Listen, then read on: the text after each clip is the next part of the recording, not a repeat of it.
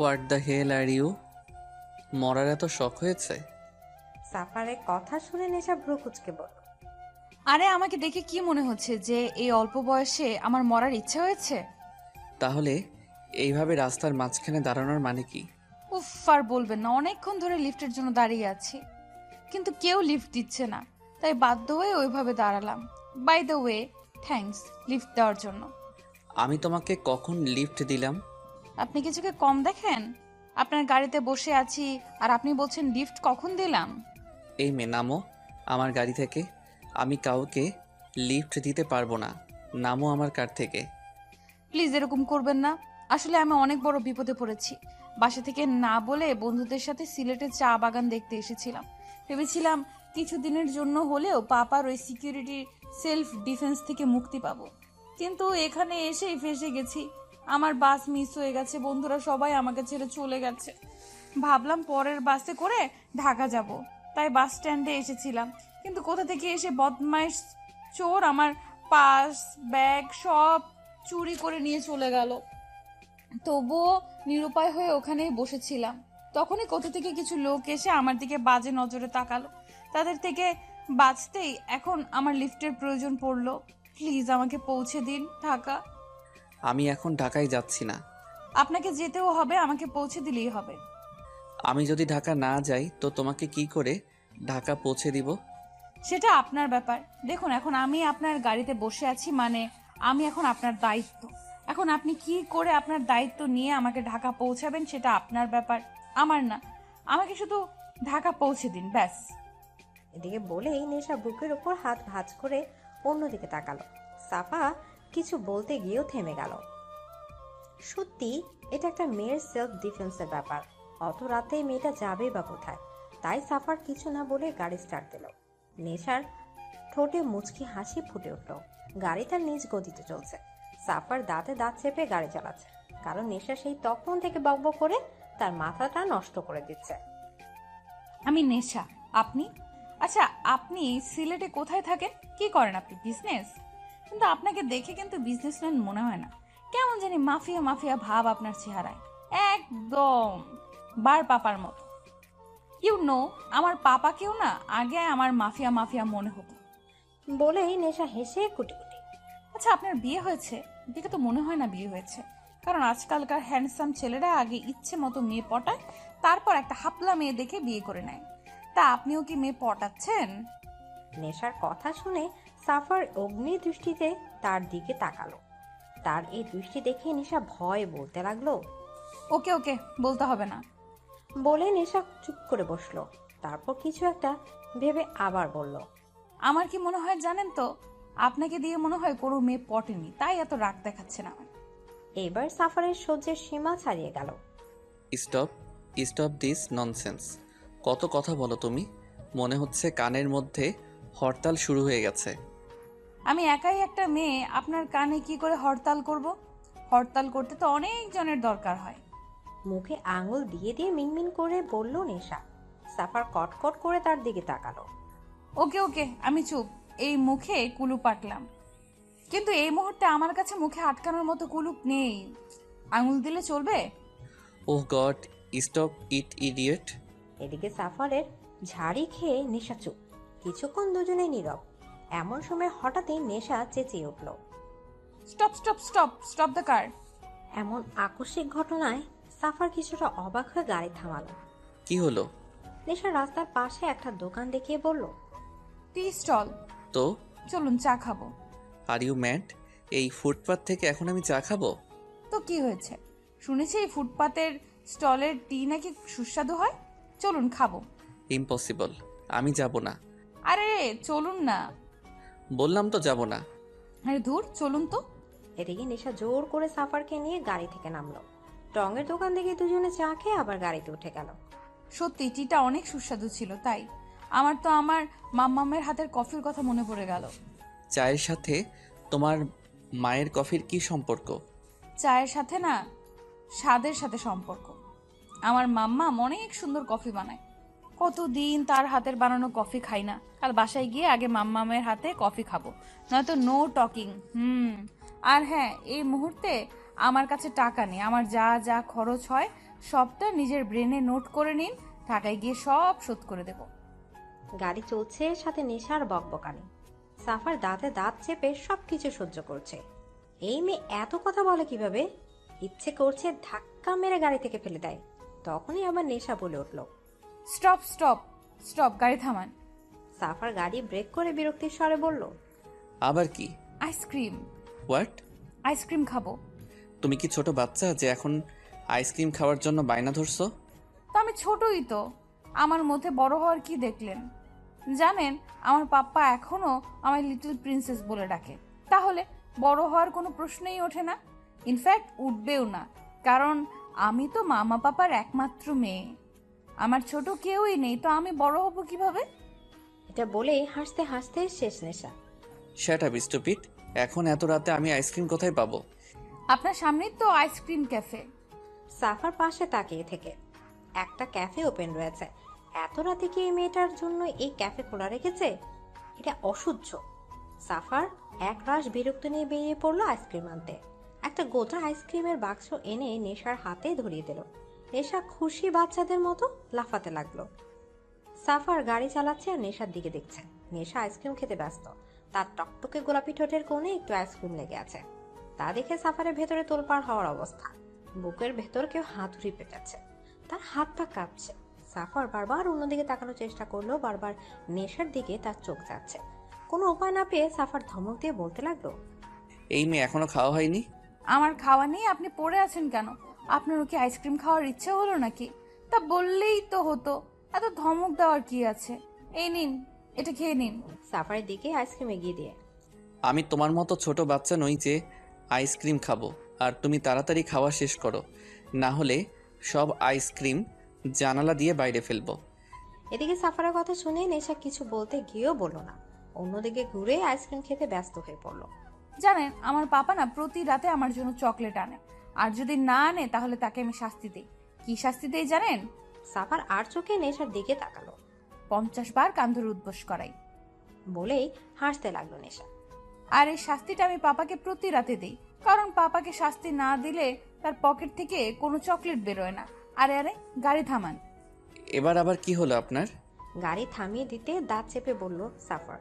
নেশা হাত দিয়ে একটা লোকের দিকে ইশারা করে বলল, আচ্ছা, ওগুলো কি? আমি কখনোই ওইসব দেখিনি, চলুন না এসব কি দেখি। এদিকে সাফার কিছু না সব রাগগুলো গিলে গাড়ি থেকে বেরিয়ে পড়ল। কারণ সে জানে সে চাইলেও নেশা তাকে জোর করে নামাবে। নেশা দৌড়ে লোকটার কাছে গেল। এত রাতে লোকটা সম্ভবত নিজের কাজ শেষে বাড়ি ফিরছিল। লোকটা হাতে থাকা জিনিসগুলো দিকে ইশারা করে নেশা বলল, এটা কি? আপা, এটা হাওয়াই মিঠাই। হাওয়াই মিঠাই? এটা আবার কি? আর মিঠাই তো এখানে, হাওয়াইটা আবার কোথায়? জি আপা, এটা হাওয়াই মিঠাই। মিঠা মুখে দিলেই হাওয়া হয়ে যায়। মিঠাই যদি মুখে দিলেই হাওয়া হয়ে যায়, তো আমি আর মিঠাই খাবো শুনি। জি আপা, এই মিঠাটাই খাবেন। কিন্তু খাবো কি করে? মিঠাই তো মুখে দিলেই হাওয়া হয়ে যাবে। জি আপা, এই জন্যই তো এর নাম হাওয়াই মিঠাই। অদ্ভুত তো, যে মিঠাই মুখে দিলেই হাওয়া হয়ে যায়, সেই মিঠাই হলো কেমনে? জি আপা। তাদের দুজনকে থামিয়ে সাফার বলে উঠল। একটা দেন। সাফার হাওয়ায় মিঠাই নিয়ে নেশাকে হাত ধরে টানতে টানতে গাড়িতে বসালো। এটা খাও আর চুপ করে বসে থাকো। নেশা বাধ্য মেয়ের মতো মিঠাই খেতে লাগলো।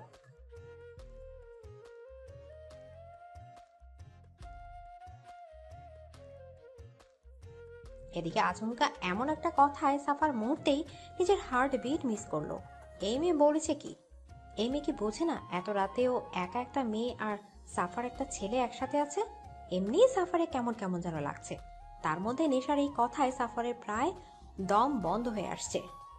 আপনি সত্যি খুব সুন্দর, কেন যে আপনাকে দিয়ে কোনো মেয়ে পড়লো না কে জানে। সাফার শক্ত হয়ে গাড়ির স্টিয়ারিং চেপে ধরে বলল, শ্যাট আপ। আরে সত্যি বলছি, আপনি সত্যিই খুব সুন্দর। আপনি যদি আমাকে পটানোর চেষ্টা করতেন না, তাহলে আমি নিশ্চিত পটে যেতাম।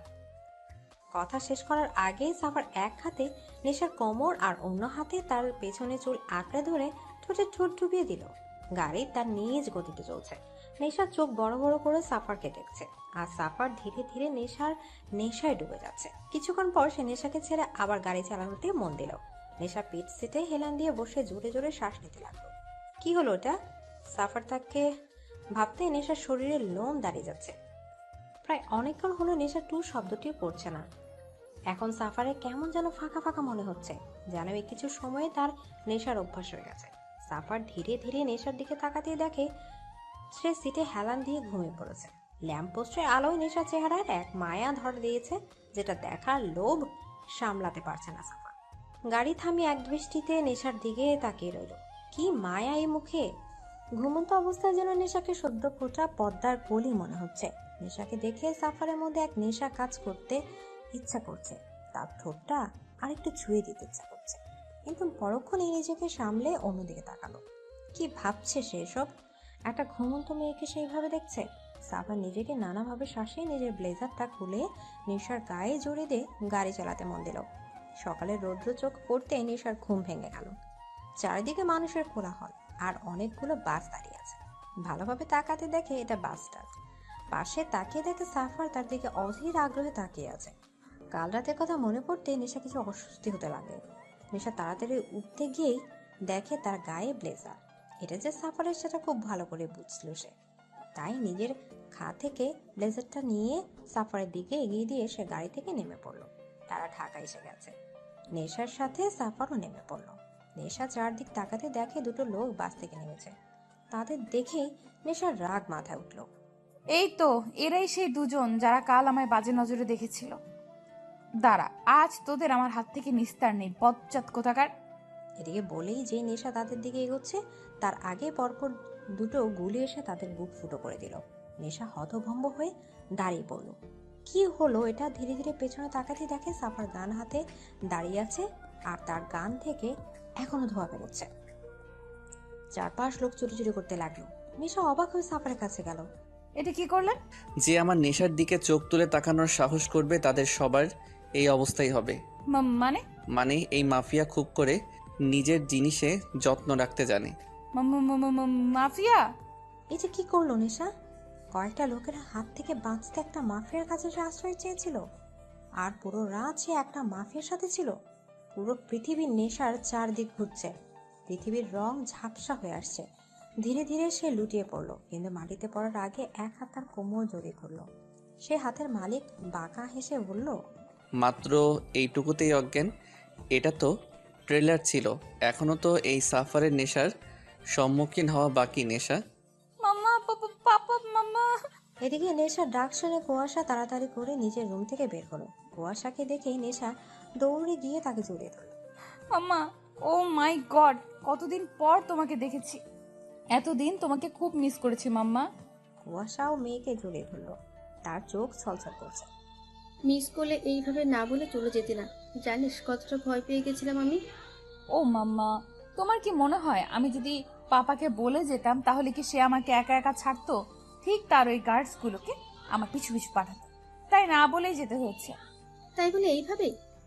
তো তোমার কি মনে হয় পাপা জানে না আমি কোথায় গিয়েছি? দেখো, ঠিক সে আমাকে খুঁজে বের করেছিল। হ্যাঁ, তা তো করেছিলামই। সম্রাটের গলা শুনে তারা সামনে তাকে দেখে সম্রাট দাঁড়িয়ে। নেশা মাকে ছেড়ে দৌড়ে গিয়ে সম্রাটকে জড়িয়ে ধরলো। কিন্তু তবুও আমি তোকে একা ছেড়েছি, কারণ তুই স্বাধীনতা চেয়েছিস, আমি দিয়েছি। তবে এটাই ফার্স্ট অ্যান্ড লাস্ট টাইম, ওকে? আর কখনো যেন এরকমটা না হয়। ওকে ওকে পাপা। তাই এই কয়দিন কেমন কাটালি সিলেটে? সত্যি পাপা, ফ্রিডম যে এতটা সুন্দর হয় সেটা আমি এই প্রথম বুঝলাম। কিন্তু তার মধ্যেও তোমাদের আমি খুব মিস করেছি জানো তো।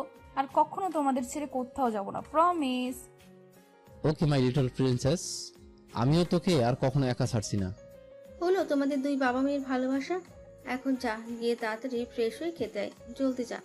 উফ পাপা, বলো তো, সব সময় পাপ্পা মেয়ের ভালোবাসার মধ্যে মাম্মারা ভিলেন হয়ে কেন ঢুকে পড়ে? কুয়াশা নেশা নাক টেনে দিয়ে বলল, তোমাদের দুই বাবা মেয়েকে সোজা করতে মাম্মামকে তো ভিলেন হতেই হবে। এইবার যা তাড়াতাড়ি। ওকে, যাচ্ছি। এদিকে মন খারাপ করে নেশা উপরে নিজের রুমে চলে গেল। সম্রাট পকেটে হাত রেখে মেয়ের যাওয়ার দিকে তাকিয়ে রইল। মেয়েটা বড় হয়ে গেছে, একা একা স্বাধীনতার খোঁজে বেরিয়ে পড়েছে। নেশা রাস্তার পাশ দিয়ে হাঁটছে, তার পেছনে 4টা হনুমান মার্কা বডিগার্ডও। নেশা তাদের দেখে রাগ মাথায় চড়ছে। ইচ্ছে হচ্ছে এখান থেকে দৌড়ে পালাতে, কিন্তু দৌড়েও তো কোনো লাভ নেই। এই হনুমানরাও তার পেছন পেছন দৌড় লাগাবে। উফ, অসহ্য। আরে আইডিয়া, ইয়েস। এখন যদি নেশা দৌড়ে তার পিছু পিছু এরাও দৌড়াবে। এই দৃশ্য পাবলিক দেখলে ভাববে দিন তাহারে এরা মেয়ের পেছনে লেগেছে। তখন এক একটা পাবলিকের এক একটা কেলানিতে হনুমান থেকে বাদর হতে জাস্ট 2 মিনিট লাগবে। এই হনুমানদের একটা শিক্ষা হয়ে যাবে। Wow Nesha, wow, you are the great. কে বলে তুই ইডিয়েট? কত বুদ্ধি তোর মাথায়। নেশা নিজেই নিজেকে বাহবা দিল এই প্লেয়ারের জন্য। সে একবার এদিক ওদিক দেখে দিল একদম। আরে ম্যাডাম, কই যান? দাঁড়ান, কোথায় যাচ্ছেন ম্যাডাম? বলে তার বডিগার্ডরাও তার পেছন পেছন দৌড়। নেশা দৌড়াতে দৌড়াতেই কারোর সাথে ধাক্কা খেয়ে রাস্তায় পড়ে যায়। ও মাই গড, আমার কোমর! কোন দানবের বাচ্চা এভাবে ধাক্কা! এটা বলতে গিয়ে চোখ তুলে তাকিয়ে নেশা মুখ এক হাত হা হয়ে যায়। এ তো সাফার।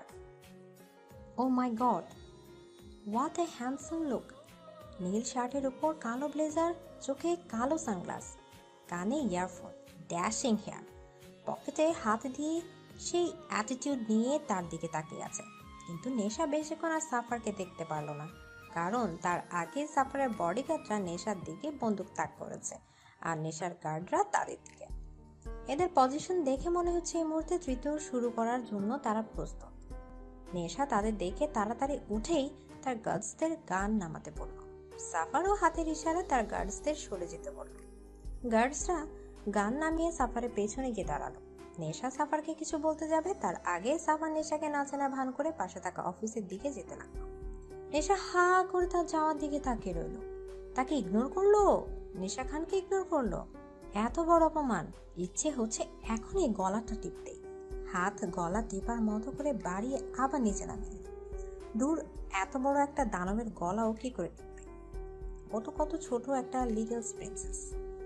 এসবই ভাবছিল কি তখনই নেশার মনে পড়ে সেদিন রাতে সাফার তার জন্য অনেকগুলো খরচ করেছিল আর সেগুলো সব শোধ করে দিতে চেয়েছিল নেশা। নেশা আবার দৌড়ে সাফারের দিকে যেতে লাগলো। এই যে শুনছেন? হ্যালো, এই মিস্টার, শুনছেন? কিন্তু সাফার নেশার ডাক না শুনে অফিসের ভেতর ঢুকে গেল আর সাফারের গার্ডসরা নেশা ওখানে আটকে রাখলো। রাগে দুঃখে নেশা আবার পিছিয়ে গেল। এত তাড়াতাড়ি একটা মানুষ কি করে একটা মানুষকে ভুলে যেতে পারে? তার উপর এভাবে ইগনোর করলো। সেদিন খুব বলেছিল আমার নেশার দিকে তো চোখ তুলে তাকাবে, তাদের সবার একই অবস্থা হবে। আর আজকে ভুলে গেল। নেশার চোখের জল চলে গেল। সে চোখের জলটা মুছে হাঁটাতে লাগলো।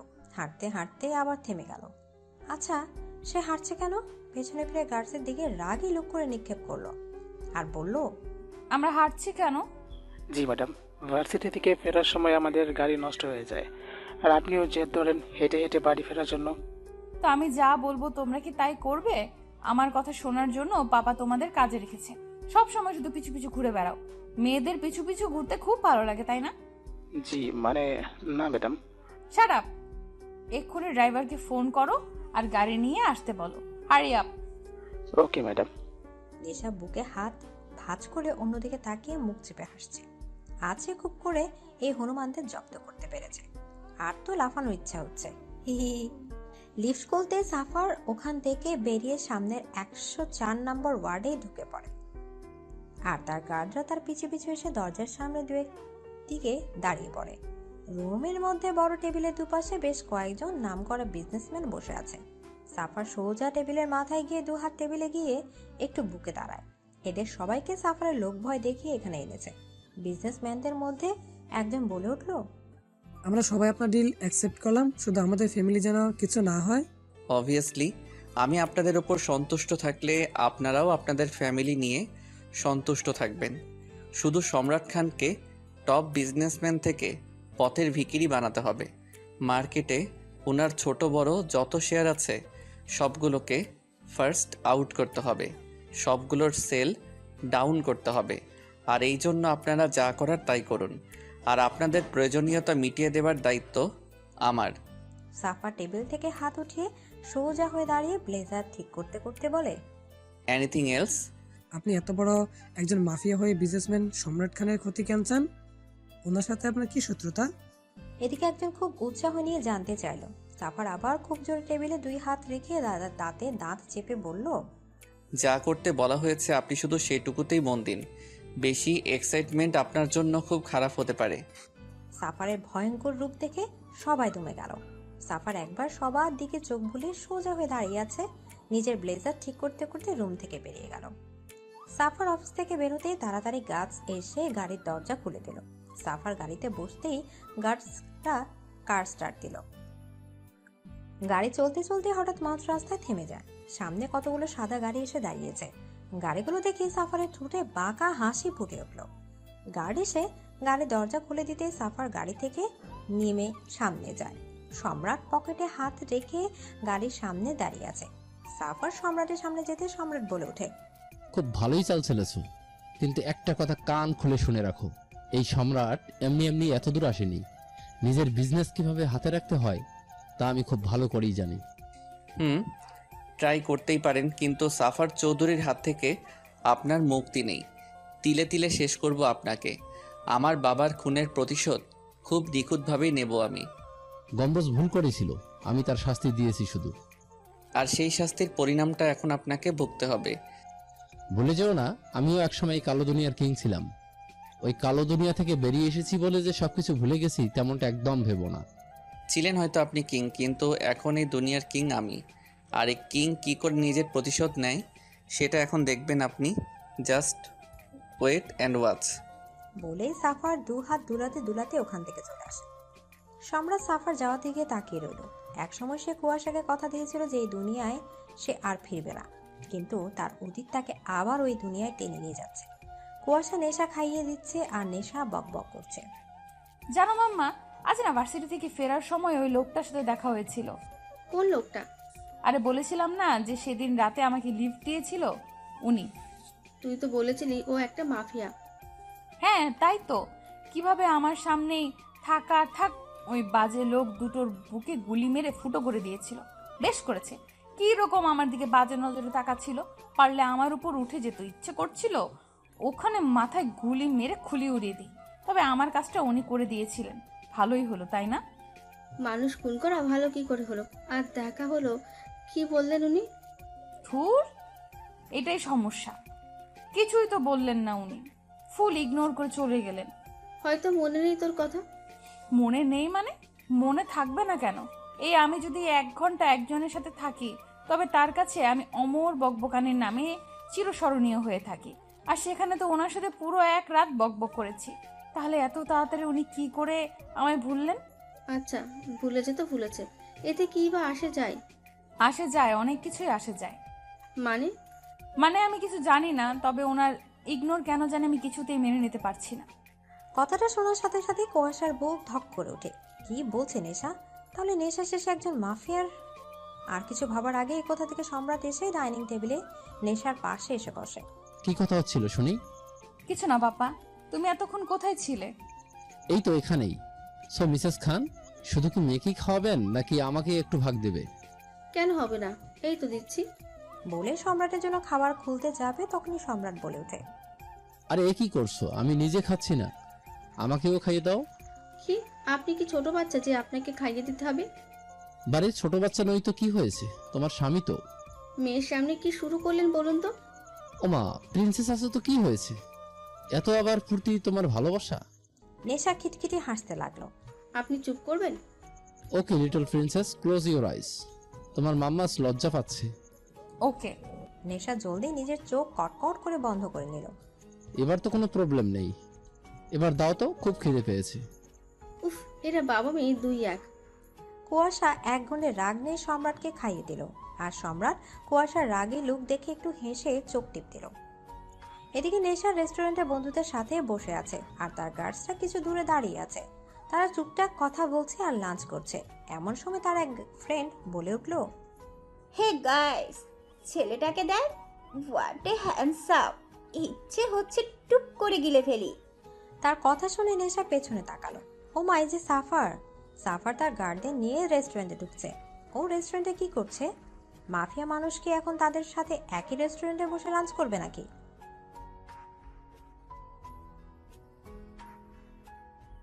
এদিকে নেশা তার বন্ধুদের কথা শুনে চট করে তাদের দিকে তাকালো।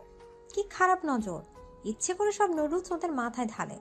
এরা যে তার বন্ধু ভাবতে নেশা গা গুলে যাচ্ছে। কিরকম একটা ছেলের সম্পর্কে কমেন্ট করেছে, তার উপর আবার সাফারকে।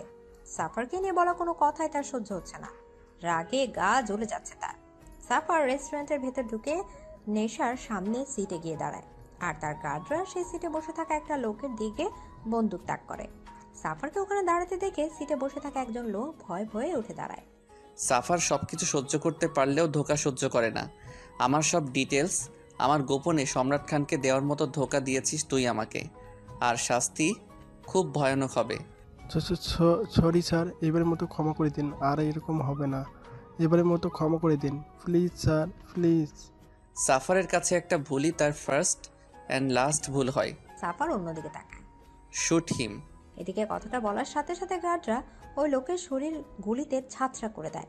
ইতিমধ্যে রেস্টুরেন্টে সবাই পালাই পালাই করছে। সেখানে দুটি পুলিশও ছিল। সাফারকে দেখে তারা ভয়ে পিছিয়ে যায়। নেশা থ মেরে দাঁড়িয়ে আছে, সবকিছু মাথার উপর দিয়ে যাচ্ছে। সাফারের কথা তো তার কানেই আসেনি, কিন্তু সাফারের রাগী লোক দেখে সে বুঝেছে হয়তো কোনো বড় ভুল করেছে এই লোকটা। গাছরা এসে নেশাকে ঘিরে রেস্টুরেন্ট থেকে বের করতে এলে নেশা চট করে বলে ওঠে, আমি ওয়াশরুমে যাব। পরে যান ম্যাডাম, এখন এখান থেকে চলে যান। আমি এক্ষুনি যাব। Madam please. বললাম তো আমি এক্ষুনি যাব, মানে এক্ষুনি যাব। এদিকে গাছরা উপায় না পেয়ে নেশাকে রেস্টুরেন্টের ভেতর নিয়ে যায়। নেশা লেডিস টয়লেটে ঢুকে পড়ে, আর গাছরা দরজার বাইরে দাঁড়িয়ে থাকে। নেশা তাড়াতাড়ি নিজের গলার স্কার্ফ দিয়ে হিজাব বাঁধে আর নিজের জ্যাকেট খুলে উল্টো করে পড়ে। জ্যাকেটের উপর কালো হলেও ভেতরে রং ধূসর। তারপর নিজেকে একদম ফিট করে নেশা বেরিয়ে আসে। প্রথমে গার্ডদের দেখে নেশা থমকে যায়, কিন্তু গার্ডরা তাকে চিনতে না পারে লাফ দিয়ে নাচতে নাচতে ওখান থেকে চলে আসে। বাইরে এসে দেখে সাফার গাড়িতে চড়ে চলে যাচ্ছে। তা দেখে নেশা দৌড়ে গাড়ির পিছু করতে লাগে। হ্যালো হ্যালো মিস্টার, শুনছেন? গাড়ি থামান। এই যে মিস্টার। থুর, নেশা তুই এত ইডিয়েট কেন? পুরো এক রাত ওনার সাথে জার্নি করলি, অথচ এখন পর্যন্ত ওনার নামটা পর্যন্ত জানিস না। উফ। হ্যালো, গাড়ি থামান। হ্যালো ব্ল্যাক কার। কিন্তু কে শুনে কার কথা? গাড়ি তার মন মতো চলছে, আর নেশা তার পিছু পিছু দৌড়াচ্ছে। দৌড়াতে দৌড়াতে নেশার স্কার্ফ খুলে যায়। দুপুরে কড়া রোদ তার মাথায় এসে পড়েছে। হাঁপিয়ে উঠে নেশা তার এক সময় থেমে যায়। হাঁটুতে হাত দিয়ে জোরে জোরে নিঃশ্বাস নিতে লাগে। সাফার জানালায় হাত রাখতে গিয়ে সামনে জানালায় থাকা আয়নার দিকে পেছনে নেশা হাঁফাচ্ছে। সাফার তাড়াতাড়ি গাড়ি থামায়। গাড়ি থামতে সাফের গাড়ি থেকে নেমে পড়ে। সাফারকে গাড়ি থেকে নামতে দেখে নেশার ঠোঁটের কোণে হাসির লেখা ফুটে ওঠে, কিন্তু বেশিক্ষণ নিজেকে ধরে রাখতে পারে না। এর আগে কখনোই সে এতটা দৌড়ায়নি। তার উপর এই কড়া রোদ আর সহ্য হলো না। মাথা ঘুরে ওখানেই পড়ে গেল। যখন জ্ঞান ফিরল তখন নেশা নিজেকে বেডের ওপর আবিষ্কার করে। ভালো করে চারদিক তাকিয়ে দেখে ও একটা বিশাল বড় বেডরুমে শুয়ে আছে, আর তার বেডের পাশে একটু দূরে থাই গ্লাস ভেদ করে একজন রাতের শহর দেখতে ব্যস্ত। নেশা মাথায় হাত দিয়ে উঠে বসে। ও কোথায়? এটা কি করে এলো এখানে? এটা তো ওর রুম নয়। তাহলে এটা কার রুম? কোথায় ও? পরক্ষণে তার মনে পড়ে সে সাফারের গাড়ির পিছু পড়েছিল। তারপরে আর কিছু মনে নেই। নেশা পাশে দাঁড়িয়ে থাকা লোকটাকে পেছন থেকে ভালো করে দেখে বুঝতে পারে ওটা সাফার। সাফার এখানে কি করছে? নেশা তাড়াতাড়ি উঠে সাফারের কাছে যায়। আমি এখানে কি করে এলাম, আর আপনি এখানে কি করছেন? নেশার গলা শুনে সাফার তার দিকে ঘুরে তাকায়। আমার বাড়ি, আমার রুম, আমি থাকবো না তো আর কে থাকবে? এটা আপনার বাড়ি? ও মাই গড, রাত হয়ে গেছে আর আমি এখানে। এতক্ষণে বাড়িতে নিশ্চয়ই মাম্মা পাপার টেনশন করছে আমার জন্য, কিন্তু আমি এখানে এলাম কি করে? নিশ্চয়ই উড়ে আসনি। আপনি এনেছেন? কেন, অন্য কারোর আনার কথা ছিল? আর ওইভাবে পাগলের মতো আমার গাড়ির পেছনে দৌড়াচ্ছিলে কেন? আরে সেদিন রাতে তো আপনি আমার জন্য অনেক খরচ করেছিলেন, সেগুলোর ঋণ তো শোধ করা বাকি ছিল, সেই জন্যই তো। আচ্ছা, তুমি আমার ঋণ শোধ করতে চাও? তাড়াতাড়ি বলে দিন আমার কত হয়েছে, আমি শোধ করে দেই। আমায় আবার বাড়িও ফিরতে হবে। সাফার বাঁকা হেসে নেশার দিকে এগিয়ে গিয়ে বলে, তোমার যা ঋণ হয়েছে সেটা শোধ করার সাধ্য তোমার নেই। অনেক বড় ঋণ, সেটা চুকাতে চুকাতে সারা জীবন লেগে যাবে তোমার। মানে কি? শুধু কিছু খাবারে তো খেয়েছিলাম। সত্যি তুমি ইডিয়েট। বলে চলে যাচ্ছিল তখনই নেশা বলে, আমি বাড়ি যাব। বাড়ি যাওয়ার নাম ভুলে যাও, এখন থেকে তোমায় এখানেই থাকতে হবে। বলেই হাঁটা ধরল। মানে কি এখানে থাকবো মানে? আমার কি বাড়িঘর নাই? আমি বাড়ি যাব, আর যাব মানে যাব, এক্ষুনি যাব, এই মুহূর্তে যাব, আর আপনি আমায় বাড়ি পৌঁছে দেবেন। এদিকে নেশার জেদ দেখে সাফার রেগে গিয়ে ঘুরে নেশার কাছে এসে কোটের নিচে থাকা বন্দুক হাতে নিয়ে সোজা নেশার কপালের মাঝখানে তাক করে। নেশা বড় বড় চোখ করে সাফারের দিকে তাকায়। সাফা নেশার দিকে বন্দুক তাক করে তার দিকে এগোতে লাগে। নেশা পেছুতে পেছুতে থাই গ্লাসের সাথে লেগে যায়। সাফার নেশার একদম কাছে গিয়ে বন্দুক কপাল থেকে সাইড করে নিচে নামাতে নামাতে বলে, বেশি কথা বলা আমি একদম পছন্দ করি না। আমি যখন বলেছি তুমি এখানে থাকবে মানে এখানে থাকবে। Got it? যদি পালানোর চেষ্টাও করেছো তো এর ফল অনেক খারাপ হবে তোমার জন্য। নেশা চট করে তার গালে ধরে থাকা বন্দুক ধরে ফেলে। সাফারের হাত থেকে বন্দুক নিয়ে পাশে গিয়ে সাফারের দিকে বন্দুক তাক করে বলে, অতটা ইডিয়েট ভাববেন না আমাকে। নিজের প্রোটেকশন নিজে করতে পারি। যার আগে পিছে 4টা হনুমান ইয়া বড় বড় গান নিয়ে ঘুরে বেড়ায়, তাকে আপনি এই ছোট্ট খেলনা দিয়ে কি ভয় দেখাবেন? এদিকে বলেই নেশা হাতে থাকা বন্দুক দিয়ে শুট করলো। না না, সাফারকে নয়, পাশের থাই গ্লাস আঘাত পেয়ে ঝনঝন করে ভেঙে পড়তে লাগলো। সাফার খুব স্বাভাবিকভাবে এই দৃশ্য দেখছে, যেন সেটাই আশা করেছিল। এখান থেকে পালানো আমার জাস্ট 2 মিনিটের ব্যাপার। এদিকে সাফার পকেটে হাত রেখে নেশার দিকে এগোতে লাগলো। সাফারকে এগোতে দেখে নেশা তার দিকে গান তাক করে আমতা আমতা করে পেছনে যেতে লাগলো। আপনি এইভাবে এগোচ্ছেন কেন? দেখুন আমি কিন্তু আপনাকে ভয় পাই না, তাই এইভাবে এগোনো বন্ধ করুন। কি হলো, আমার কথা শুনতে পাচ্ছেন না? আমি কিন্তু শুট করব, একদম এগোবেন না আর। নেশা পেছোতে পেছোতে একদম কিনারায় চলে যায়। থাই গ্লাস ভাঙা, সে পেছোতে পেছোতে তার পা কিনারায় গিয়ে ফসকে যায়। নেশা পড়তে যাবে তার আগে সাফার এক হাত তার অন্য হাত ধরে ফেলে। নেশা কটকট করে চোখ বন্ধ করে নেয়, হাত থেকে গানটা পড়ে যায়। প্লিজ প্লিজ ছাড়বেন না, প্লিজ ছাড়বেন না। Oh God, please save me, please please ছাড়বেন না প্লিজ। আমি ঠিকই ভেবেছিলাম you are a too much idiot. Gun তোমার হাতে ছিল আর তুমি আমাকে শ্যুট না করে থাই গ্লাসে করলে এখান থেকে পালানোর জন্য। ওকে, তো আমি তোমাকে হেল্পই তো করছি, এদিক দিয়ে তো পালাতে চাইছিলে তাই না? তো পালাও দেখি কতটা ব্রেভ তুমি। বলে হাতে একটু ছাড় দিল। নেশার সঙ্গে সঙ্গে আরেক হাতে সাফারের হাত চেপে ধরল। নো নো, ছাড়বেন না, ধরে থাকুন। আমি তো জাস্ট ঢপ মারছিলাম, আপনি আমার কথায় মাইন্ড নিচ্ছেন কেন? আমি তো ছোট বাচ্চা একটা, এত উঁচু থেকে পড়লে আমার শরীরের হাড়দিও খুঁজে পাওয়া যাবে না। প্লিজ, আমি এই বয়সে মরতে চাই না। প্লিজ আমাকে ধরে থাকুন, আমার হাত ছাড়বেন না, প্লিজ ধরে থাকুন। নেশার কথা শুনে যে কি জানি হলো, সে এক ধ্যানে নেশার দিকে তাকিয়ে থাকতে থাকতে বলল, ছাড়বো না, কখনো এই হাত ছাড়বো না, সারা জীবন আঁকড়ে ধরে থাকবো। সাফারের কথায় নেশা স্তব্ধ হয়ে গেল। সাফারের কথাটা যেন একদম তার বুকে বিঁধে গেল। নেশা সাফারের চোখের দিকে তাকালো। এই চোখ যেন হাজারো নেশা, বেশিক্ষণ তাকিয়ে থাকলে যে কেউ মাতাল হয়ে যাবে। এখন যেমন নেশা হচ্ছে, সাফার ধীরে ধীরে নেশাকে নিজের দিকে টানতে লাগলো। নেশাকে সোজা করে দাঁড় করালো। নেশা একদম তার কাছে এসে তার চোখে চোখ রেখে দাঁড়িয়ে আছে। এরপর এখান থেকে পালাতে চাইলে হাত ধরে থাকবো না, সাথে সাথে ছেড়ে দেব। পারবেন না, তার আগে আমি ধরে ফেলবো। নেশা সাফারের চোখে চোখ রেখে এক ঘোরের মধ্যে কথাটা বলল।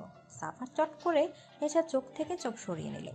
নেশার হাত ছেড়ে চলে যাওয়ার জন্য পা বাড়াতে নেশা বলে ওঠে, আমরা এখন কোথায় আছি? সময় হলে জানতে পারবে। এদিকে বলেই চলে যাওয়ার জন্য পা বাড়ালোর সাথে সাথে নেশা আবার ডাক দিল, অ্যাটলিস্ট আপনার নামটা তো বলে যান। সেদিন পুরো একটা রাত একসাথে থাকার পরেও এখন পর্যন্ত আপনার নাম জানি না। এদিকে সাফার আবার নেশার দিকে ঘুরে একদম নেশার কাছে গিয়ে কানের কাছে একটু ঝুঁকে ফিসফিসিয়ে বলল, এইভাবে বলো না, কেউ শুনলে অন্য কিছু ভাববে। বলে বাঁকা হেসে নেশার দিকে তাকিয়ে চলে গেল। নেশার কথাটা বুঝতে প্রায় কিছুক্ষণ লাগলো। যখন বুঝলো তখন নেশার চোখ এক হাত বড় হলো। দাঁতে কিরিমির করে বলল, বাজে লোক কোথাকার। কিন্তু যতই বাজে হোক না কেন, সাফারের প্রতি নেশার একটা সফট কর্নার তো রয়ে গেছে। মা বাবা থেকে দূরে থাকার কষ্ট হচ্ছে, কিন্তু মনের এক কোণে সাফারের সাথে থাকার ভালো লাগাটাও আছে। সেটা কিডন্যাপ হয়েই হোক আর যাই হোক না কেন, কিন্তু কথা হলো একটা, সাফার কি তাকে কিডন্যাপ করলো? কিন্তু কেন? আচ্ছা, সাফার গিয়ে তাকে কিডন্যাপ করলো নাকি সে নিজে সে কিডন্যাপ হলো? কিছুই বুঝতে পারছে না নেশা। সাফার কেন তাকে কিডন্যাপ করবে? সাফার কিছুক্ষণ পর আবার রুমে এলো খাবার নিয়ে। নেশা বেড়ে বসেছিল, নেশার সামনে খাবার রেখে বলল, খেয়ে নাও।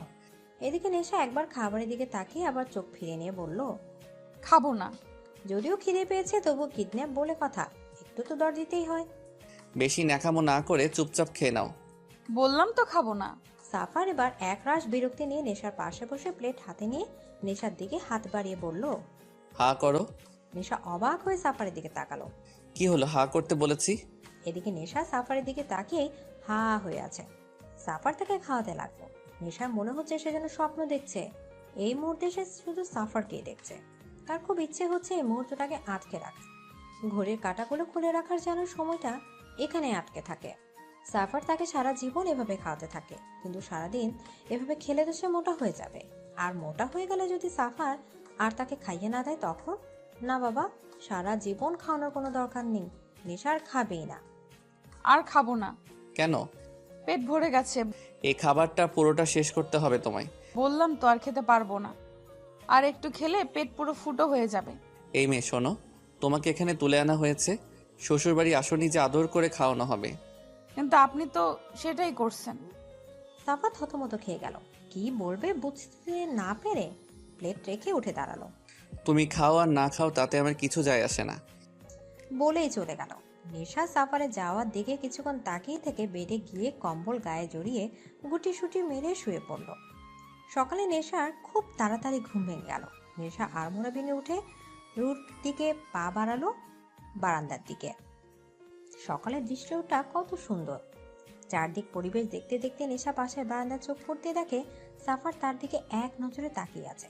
সাফারকে দেখে নেশা আটকে উঠল। এলোমেলো চুল, ঘুম ঘুম চেহারা, গায়ে একটা গেঞ্জি মাত্র। নেশার বুক ধক করে উঠল। দেখোটা মানুষকে যে এতটা সুন্দর লাগে তা নেশার জানা ছিল না। অন্যদিকে সাফারে যেন নেশার নেশা ধরে যাচ্ছে। এই মেয়েটাকে একদিন ঠিক পাগল করে ছাড়বে। এই মেয়ের প্রত্যেকটা রূপে নেশায় পড়ে সাফার। সদ্য ঘুম থেকে ওঠা নেশাকে দেখে সাফার ইচ্ছে হচ্ছে এখনই কাছে গিয়ে জড়িয়ে ধরে একটু আদর করে দেয়। সাফার দৃষ্টি নেশা দম বন্ধ করে দিচ্ছে, তাই ও তাড়াতাড়ি বারান্দা থেকে চলে গেল।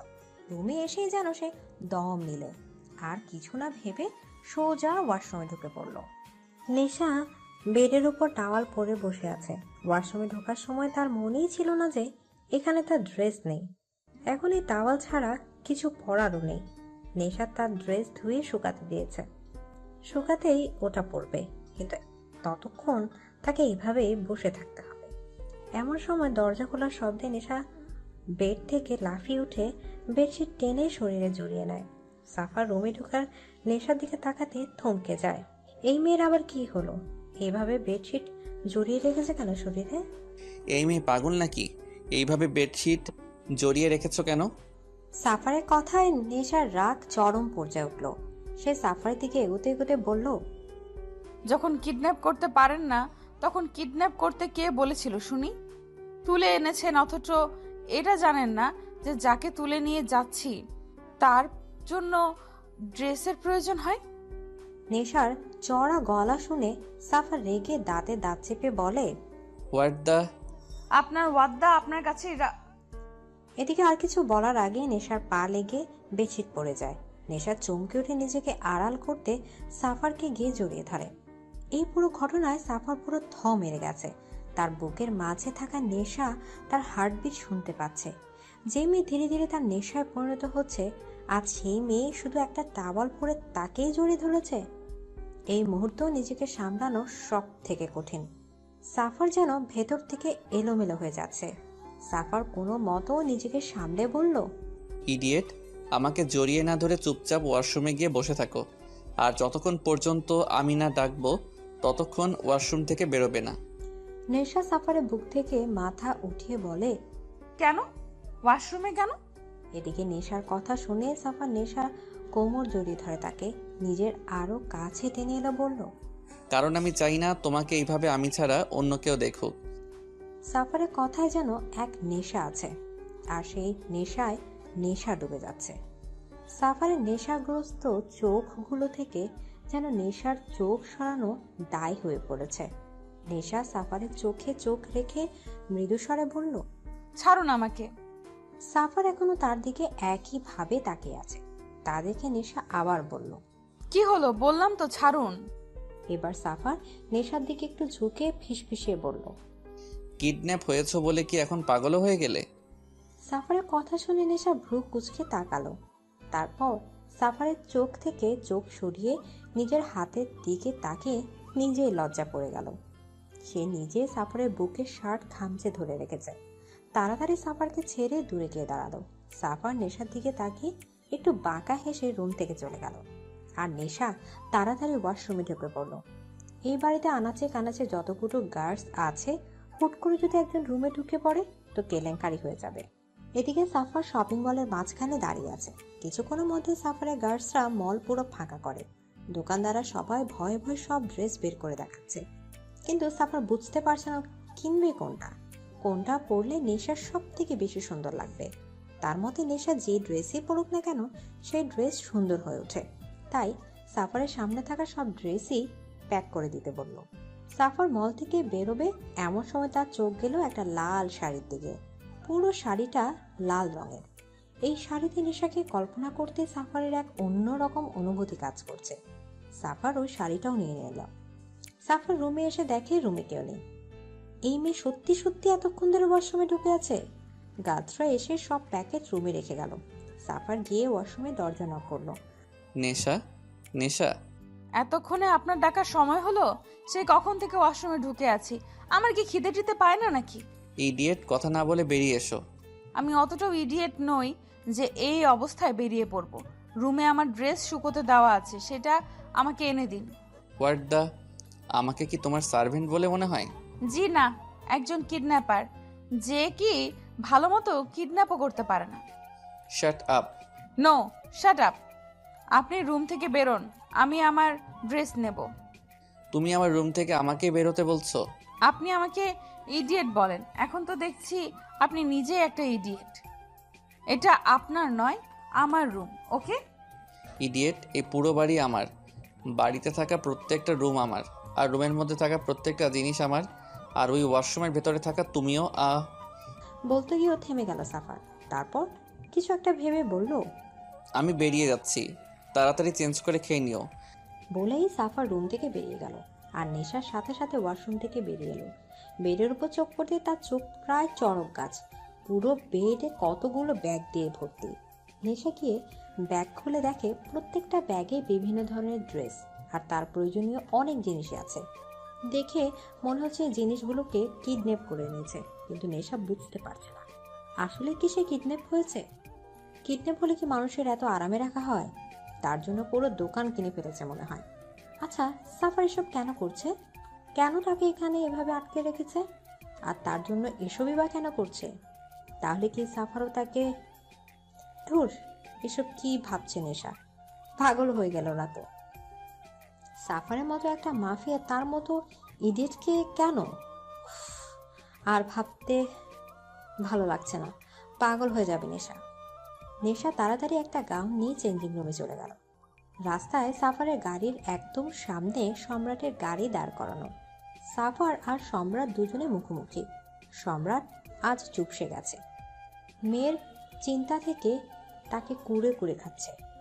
কথায় আছে কি করছে কিচ্ছু জানে না। অন্য কোনো দিন সম্রাট মাত্র কয়েক ঘন্টা নেশার লোকেশন বের করে ফেলত, কিন্তু এবার তারও কোনো চিহ্ন নেই। আজ খুব অসহায় লাগছে নিজেকে তার। তার মধ্যে সাফার তার চারদিকে ঘিরে আছে, যেন কোনো সময় সে কিছু করে ফেলতে পারে। সাফারকে সে খুব ভালো করেই চেনে। একবার যখন বলেছে সে তাকে ধ্বংস করবে, তো এর শেষ পর্যন্ত সাফার হাল ছাড়বে না। আর তার নেটওয়ার্কও অনেক বড়। সম্রাট দুদিকেই ফেসে গেছে। একদিকে মেয়ের শোক, অন্যদিকে সাফারের হুমকি তাকে দুমড়ে মুচড়ে দিচ্ছে। কিন্তু অত সহজে সে ভেঙে পড়বে না। তার এখন প্রয়োজন সবকিছু ছেড়ে তার মেয়েকে খোঁজা। শত্রু তো আর কম নেই, সবাই ওর পেতে রয়েছে। মেয়ের নিখোঁজটা বুঝি খুব বেশি ভাবাচ্ছে আপনাকে? তুমি কি করে জানলে আমার মেয়ে নিখোঁজ? ওহ কামন, বয়স হয়েছে আপনার, তাই হয়তো ভুলে এই শহরে কিং আমি। আমার থেকে কোনো খবরই আড়াল হয় না। আপনাকে দেখে বোঝা যাচ্ছে আপনি খুব বেশি ভেঙে পড়েছেন। আমাকে অতটা দুর্বল ভেবো না সাফার। নিজের মেয়েকে কিভাবে সেভ করা যায় তা আমি খুব ভালো করেই জানি। ইয়া, ভুলিনি আমি। All the best for your journey. বলে বাঁকা হেসে নিজের সানগ্লাস চোখে দিয়ে হেলতে দুলতে ওখানে চলে গেল। সম্রাট সাফারে যাওয়ার দিকে তাকিয়ে রইল। তার মনে এখন শুধু নেশার কথাই চলছে। কোথায় আছে, কি করছে, কিছুই বুঝতে পারছে না। সাফারকেও তার সুবিধের মনে হচ্ছে না। নিশ্চয়ই তার দুর্বলতার সুযোগ নেবেও। অন্যদিকে কুয়াশাও ভেঙে পড়েছে, তাকেও যে সামলাতে হচ্ছে। রাতের বেলা সাফার নিজের রুমে ঢুকতে গিয়েও থমকে গেল। নিজের রুম থেকে সরে নেশার রুমে গিয়ে ঢুকলো, কিন্তু রুমে কোথাও নেশা নেই। তা দেখে সাফার একবার চারদিকে ভালোভাবে দেখল, কোথাও নেই নেশা। গেল কোথায়? এখান থেকে পালানোর তো কোনো পথ নেই। তখনই সাফার নজর গেল বারান্দার দিকে। নেশা আকাশের দিকে এক দৃষ্টিতে তাকিয়ে রয়েছে। সাফার গিয়ে তার পাশে দাঁড়ালো। মন খারাপ? মাম্মা বাবার কথা খুব মনে পড়ছে, তারা নিশ্চয়ই খুব টেনশন করছে। প্লিজ একবার তাদের সাথে কথা বলতে দিন না আমাকে, তাদের কথা খুব মনে পড়ছে আমার। ছলছল চোখে সাফারের দিকে তাকিয়ে নেশার এই দৃষ্টিতে যেন সাফারের এক বুক মুচড়ে উঠল। যে মেয়ে সারাক্ষণ বকবক করে তার চোখে আছে জল, তার সাফারের জন্য এ যেন সহ্য হচ্ছে না। সাফারে কিছু না বলে ওখান থেকে চলে গেল। নেশা একটা দীর্ঘশ্বাস ফেলে চোখের জলটা মুছে নিল। এদিকে কিছুক্ষণ পর সাফার রুমে ঢুকে ভীষণ খেল। এটা সে কি দেখছে? কিছুক্ষণ আগে যে মেয়ে কাঁদছিল এখন সে মেয়ে হাসতে হাসতে গড়াগড়ি খাচ্ছে। এটা কিভাবে পসিবল? নেশা এমনভাবে হাসছে যেন এক্ষুনি তার পেট ফেটে যাবে। নেশা বেডের উপর বসে বসে টিভিতে কার্টুন দেখছে আর হেসে হেসে গড়াগড়ি খাচ্ছে। সাফার চোখ মুখ কুঁচকে নেশার পাশে গিয়ে বসলো। এতে নেশার যেন কোনো খেয়ালই নেই, সে তো হাসতেই ব্যস্ত। নেশা হাসতে হাসতে সাফারের শরীরে হুমড়ি খেয়ে পড়ছে। তা দেখে সাফার রাগী গলায় বলল, এই স্টপ ইট, ডোন্ট মুভ। এদিকে সাফারের গর্জন শুনে নেশা চমকে উঠে মুখে আঙুল দিয়ে চুপ করে বসলো। এইভাবে কেউ হাসে? এত বড় হয়ে গিয়েছো এখন বাচ্চাদের মতো কার্টুন দেখছো তুমি? এই আপনি আমাকে সবসময় এভাবে বকেন কেন বলুন তো? আমার কার্টুন দেখতে ভালো লাগে তাই দেখি, আপনার কি? শাট আপ, আর এই খাবারটা খেয়ে নাও। খাবো না। খাবে না মানে? খিদে নেই তাই খাবো না। ওকে, না খেয়েও। আমি ভেবেছিলাম ডিনার করার পর এই চকলেটটা আমি তোমাকে দেব, কিন্তু এখন যখন তুমি ডিনার করবে তো চকলেটটা না হয় আমি অন্য কাউকে দিয়ে দেব। বলেই উঠতে যাবে তার আগেই নেশা সাফারের হাত চেপে ধরে। এত রাগ করছেন কেন? খাচ্ছি তো, এমনিও আমার খুব খিদে পেয়েছে। ওহ গুড গার্ল। বলে নেশাকে খাইয়ে দিতে লাগলো। খাওয়া শেষে নেশা চকলেট খাচ্ছে আর বকবক করছে, আর সাফার নেশার দিকে তাকিয়ে মুগ্ধ হয়ে তার বকবক শুনছে। আচ্ছা আপনি আমাকে কিডন্যাপ করেছেন, কিন্তু আমি কিডন্যাপের কোনো ফর্মুলাই দেখতে পাচ্ছি না। কাউকে কিডন্যাপ করলে তাকে চেয়ারে দড়ি দিয়ে বেঁধে রাখি, কিন্তু এখানে তো আমি কত আরামে আছি, কোনো কিডন্যাপ ভাবই নেই। কেন, তুমি কি সত্যিকারে কিডন্যাপ হতে চাও নাকি?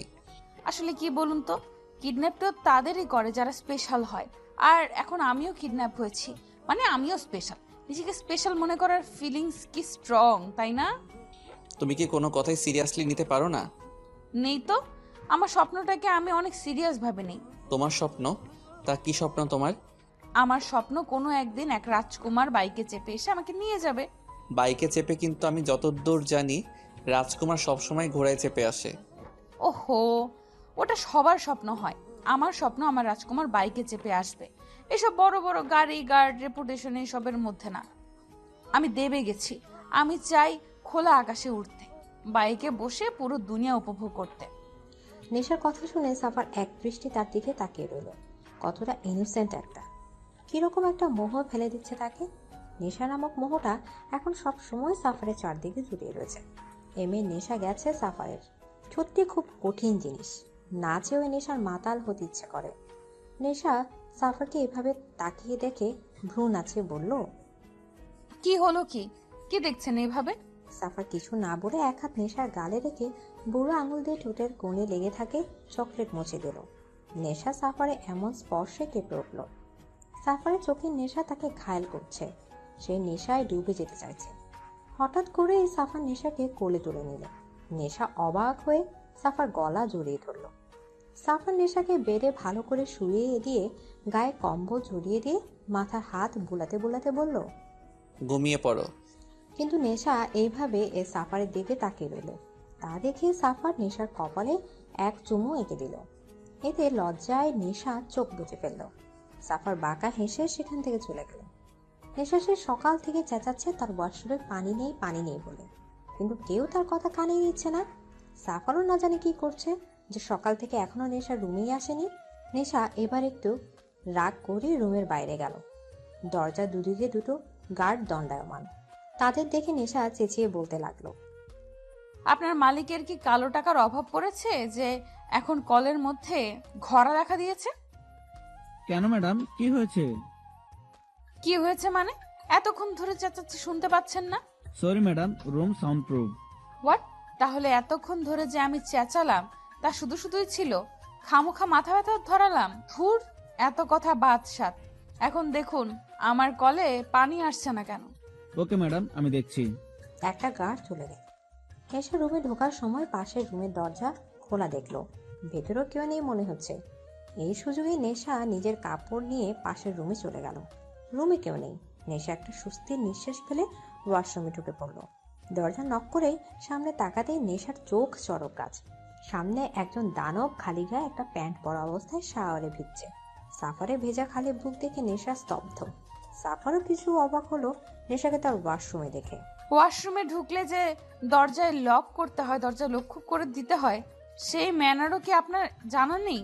জানি, কিন্তু ম্যানার ভুলে যাওয়ার ফল যে এতটা মধুর সেটা জানা ছিল না। মানে এদিকে নেশা তাড়াতাড়ি বাইরে যাওয়ার জন্য দরজার লক খুলতে যাবে, তার আগে সাফার নেশার হাতে হ্যাঁচকা টান মেরে কোলে তুলে নিল। নেশা অবাক চোখে সাফারের দিকে তাকিয়ে রইল। সাফার নেশাকে শাওয়ারে নিচে এনে নামিয়ে দিল। নেশা মৃদু কণ্ঠে বলল, কি করছেন? ইস! নেশা ঠুটে আঙুল দিয়ে তাকে চুপ করিয়ে দিল। নেশার কোমর জড়িয়ে ধরে তাকে টেনে নিজের শরীরের সাথে মিশিয়ে নিল সাফার। নেশার গালে ল্যাপটা থাকা ভেজা চুল গাল বেয়ে ছুঁয়ে পড়া মুষলধারার পানিগুলোর মাঝে সাফার ধীরে ধীরে ডুবছে। নেশার স্নিগ্ধ ঠোঁট বেয়ে যাওয়া পানিগুলো যেন সাফার খুব বেশি টানছে। কি আছে এই মেয়ের মধ্যে? কত মেয়ে তো তার আগে পিছে ঘুরলো, কত মেয়ে ওয়েস্টার্ন ড্রেস পরে তার আকর্ষণ পাওয়ার জন্য নুয়ে পড়েছিল, কিন্তু সাফার একবারের জন্য তাদের দিকে ফিরেও তাকায়নি। তারা কোনোভাবে সাফারকে তাদের মোহ ফেলতে পারেনি। কিন্তু এই মেয়ে, এই সাধারণ মেয়েটার মাঝে কি এমন আছে যাতে সাফার বারবার নেশাগ্রস্ত হচ্ছে, মাতাল হয়ে যাচ্ছে? মারাত্মকই নেশা। সাফার খুঁজে পাচ্ছে এই মাতাল করা নেশাটা আসলে কি। সাফার নেশার গালে হাত রাখলো। নেশা কেঁপে উঠল। সাফারের এই মাতাল করা দৃষ্টি সে নিজেই মাতাল হয়ে যাচ্ছে। বুকে টিপ টিপ শব্দটা যেন গর্জন করছে। ডুবে যাচ্ছে সে সাফারের মাঝে। সাফার তার হাত ধীরে ধীরে নেশার কানের পেছনে এনে তার চুলের মাঝে ডুবিয়ে দিয়ে ধীরে ধীরে নেশার স্নিগ্ধ ঠোঁটের দিকে এগোতে লাগলো। নেশার শ্বাস ঘন এলো। কি হচ্ছে তার সাথে? সাফার তার ঠোঁটের কাছাকাছি আসতে সে মুখ ঘুরিয়ে নিল। সাফার থমকে গেল।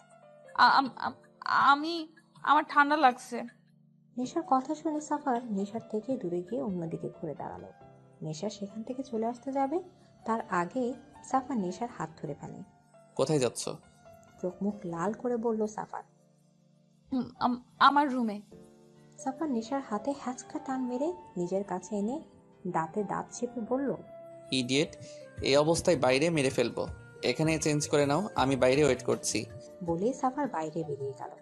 নেশা তার যাওয়ার দিকে তাকিয়ে রইল। নেশা পুরো রুম পায়চারি করছে। আজ সারাদিন সাফার তার সাথে দেখা করতে আসেনি। গার্ড এসে খাবার দিয়ে গেছে। এত রাত হলো তবু একবারের জন্য এলো না। নেশা যেন সাফারকে দেখার জন্য পাগল হয়ে গেছে। আচ্ছা, সাফারি কি একবারের জন্য নেশাকে দেখার ইচ্ছে হচ্ছে না? কেন একবারও তাকে দেখতে এলো না? নেশা আর থাকতে না পেরে রুম থেকে বেরিয়ে গেল। গার্ডদের সাফারের কথা জিজ্ঞাসা করলে তারা নিচে যেতে বলে। নেশা ধীরে ধীরে ডাইনিং রুমের দিকে গেল। সেখানে গিয়ে যা দেখলো তাতে নেশা স্তব্ধ হয়ে গেল। সাফারের সামনে একজন ক্ষত বিক্ষত হয়ে পড়ে আছে, আর সাফারের হাতে থাকা গান দিয়ে এখনো ধোয়া বেরোচ্ছে। গার্ডরা এসে লাশটাকে নিয়ে চলে গেল। নেশা সেখানে দাঁড়িয়ে রইল। কিছুক্ষণ পর সাফার নিজের রুমে যাওয়ার জন্য উপরে আসতেই নেশাকে দেখে থমকে গেল, কিন্তু কিছু না বলে আবার হেঁটে নিজের রুমে চলে গেল। নেশা সাফারের পিছু পিছু যেতে লাগলো। কেন এইভাবে মানুষ মারেন আপনি? কি শান্তি পান এতে? প্লিজ এইসব খুন খারাপি বন্ধ করে দিন। এসব যে ঠিক নয়, এতে জীবনের ঝুঁকি থাকে। কেন এত রিস্ক নিয়ে এইসব কাজ করেন? প্লিজ এইসব কাজ ছেড়ে দিন। আর কিছু বলার আগে সাফার রেগে নেশাকে দেয়ালের সাথে শক্ত করে চেপে ধরল। দাঁতে দাঁত পিষে বলতে লাগলো, কোন অধিকারে আমাকে এসব বলছো তুমি? সেমি, কোন অধিকারে? সাফারের কথা শুনে নেশার চোখ ছলছল করে উঠল। বারবার ব্যথায় কুক করে উঠছে সে। সত্যি তো, কোনো অধিকারে সে সাফারকে এসব কথা বলছে? সে না হয় সাফারকে ভালোবাসে, কিন্তু সাফার সে তো আর তাকে ভালোবাসে না। বাসলে হয়তো এইভাবে অধিকারের কথা বলতো না।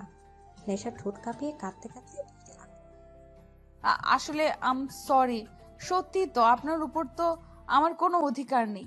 আমি কে আপনাকে এইসব কথা বলার? আর কখনো এমন হবে না। সরি। কথাটা শেষ হওয়ার আগে সাফার নেশার ঠোঁট দখল করে নিল। নেশার ঠোঁটের উপর যেন সব রাগ ছাড়তে লাগলো। নেশা ব্যথায় কুকড়ে গেল। সাফারকে নিজের থেকে সরানোর চেষ্টায় বারবার বিফল হচ্ছে। ধীরে ধীরে সাফার রাগ কমিয়ে ভালোবাসার সাথে নেশাতে ডুবতে লাগলো। ভালোবাসার চাদরে জড়িয়ে নিতে লাগলো নেশাকে। নেশাও যেন সাফার ভালোবাসার কাছে হেরে যাচ্ছে, ডুবে যাচ্ছে তার মাঝে। নেশা দু হাতে সাফারের বুকের শার্ট খামচে ধরল। সাফার নেশার ঠোঁট ছেড়ে গলায় নেমে এলো। ভালোবাসার স্পর্শে ভরে দিতে লাগলো নেশাকে। হঠাৎই নেশা সাফারকে ধাক্কা মেরে সরিয়ে দিল। আকর্ষক ঘটনায় সাফার দুকদম পিছিয়ে নিজেকে সামনে নিয়ে নেশার দিকে অগ্নিদৃষ্টি নিক্ষেপ করলো। নেশা কাঁদতে কাঁদতে নিজের রুমে চলে গেল। আলমারি থেকে ব্যাগ বের করে কাপড় প্যাক করতে লাগলো। সে আর এক মুহূর্ত এখানে থাকবে না। সে ভেবেছিল সাফার হয়তো তাকে ভালোবাসে, আর সেই জন্য সে তাকে এখানে আটকে রেখেছে। কিন্তু সে সম্পূর্ণ ভুল। যদি সাফার তাকে ভালোবাসতো তাহলে আজ এভাবে অধিকারের কথা বলতে পারতো না। সাফারের উপর যে তার কোনো অধিকার নেই তা খুব ভালো করে বুঝিয়ে দিল। সে একটা আশা নিয়ে এখানে ছিল যে হয়তো সাফার তাকে ভালোবাসে, কিন্তু আজ সেটাও প্রমাণ হয়ে গেল সাফার তাকে ভালোবাসে না। তাহলে সে এখানে কিসের জন্য থাকবে? এক মুহূর্ত সে এখানে থাকবে না, এখনই চলে যাবে। কিন্তু ও ব্যাগ গোছাচ্ছে কেন? ও কি শ্বশুর বাড়ি থেকে বাবের বাড়ি চলে যাচ্ছে যে ও ব্যাগ গোছানো শুরু করেছে? সে তো কিডন্যাপ হয়েছে, আর এখন সে এখান থেকে চলে যাচ্ছে। তা ব্যাগ গুছিয়ে কি করবে ও? ধুর, ব্যাগ বেডের উপর ছুঁড়ে ফেলে রুম থেকে বেরোনোর জন্য দরজা খুলতে যাবে। তার আগে সাফার রুমে এসে দরজা লাগিয়ে দিল, আর নেশাকে দরজার সাথেই শক্ত করে চেপে ধরল। কোথায় যাচ্ছ? দাঁতে দাঁত চেপে বলল সাফার। নেশা মুখ ঘুরিয়ে শক্ত মুখে বলল, আমি বাড়ি যাব। এখানে তোমাকে সুবিধে দিয়ে রেখেছি বলে ভেবো না যে যা খুশি তাই করতে পারবে। এখানে আমার ইচ্ছা ছাড়া তুমি এক পাও বাইরে বেরোতে পারবে না। আমি শুনতে চাই না। আমি বাড়ি যাব মানে যাব। আমি এখন এখানে থাকবো না। বললাম তো তুমি যেতে পারবে না, আমি যেতে দেব না। কেন কেন আমাকে আটকে রেখেছেন? বলবেন প্লিজ। আমি জানতে চাই আমাকে এখানে কেন আটকে রাখা হয়েছে। কি করেছি আমি? কেন আমি এখানে বন্দি হয়ে আছি? কিছুক্ষণ আগেও ভেবেছিল হয়তো আপনার মনে আমার জন্য একটু হলেও ফিলিংস আছে। সেই ফিলিংসটার লোভেই তো এখানে ছিলাম। আপনার প্রতি সফট কর্নার ছিল বলেই কিডন্যাপ হওয়ার পরেও এখানে কত সহজভাবে থেকেছি আমি। কিন্তু এখন সবটা ক্লিয়ার হয়ে গেল। আমার অনুভূতিটাই তুচ্ছ ছিল। আমার আপনার কোনো অনুভূতি নেই।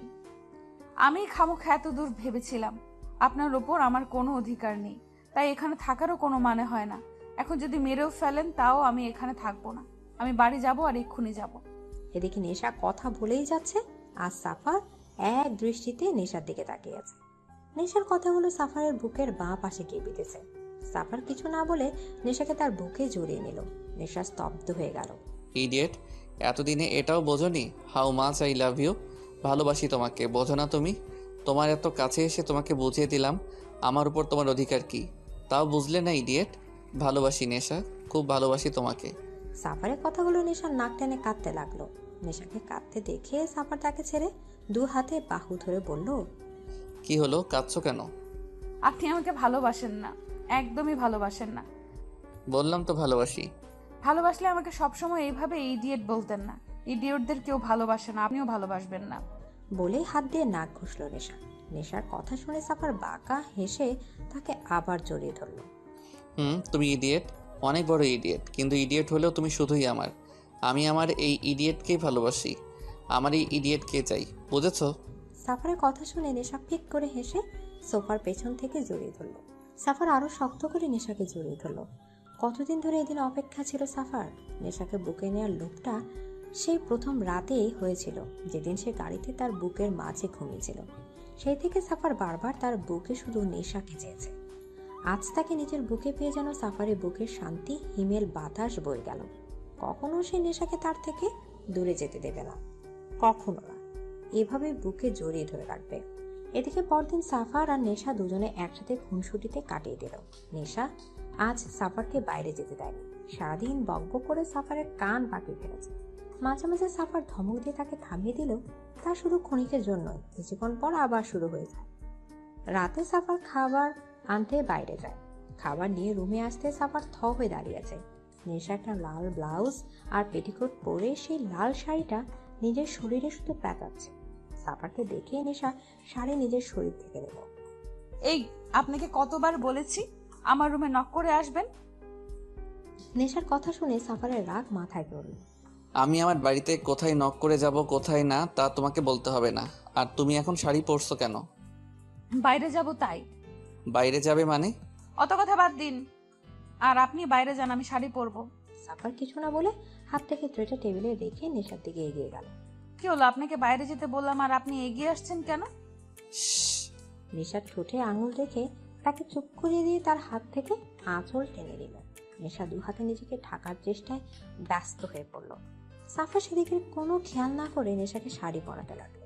শাড়ি পরানোর সময় অনেকবার সাফারের হাত নেশার শরীর ছুঁয়ে যাচ্ছে, যাতে নেশা বারবার কেঁপে উঠছে।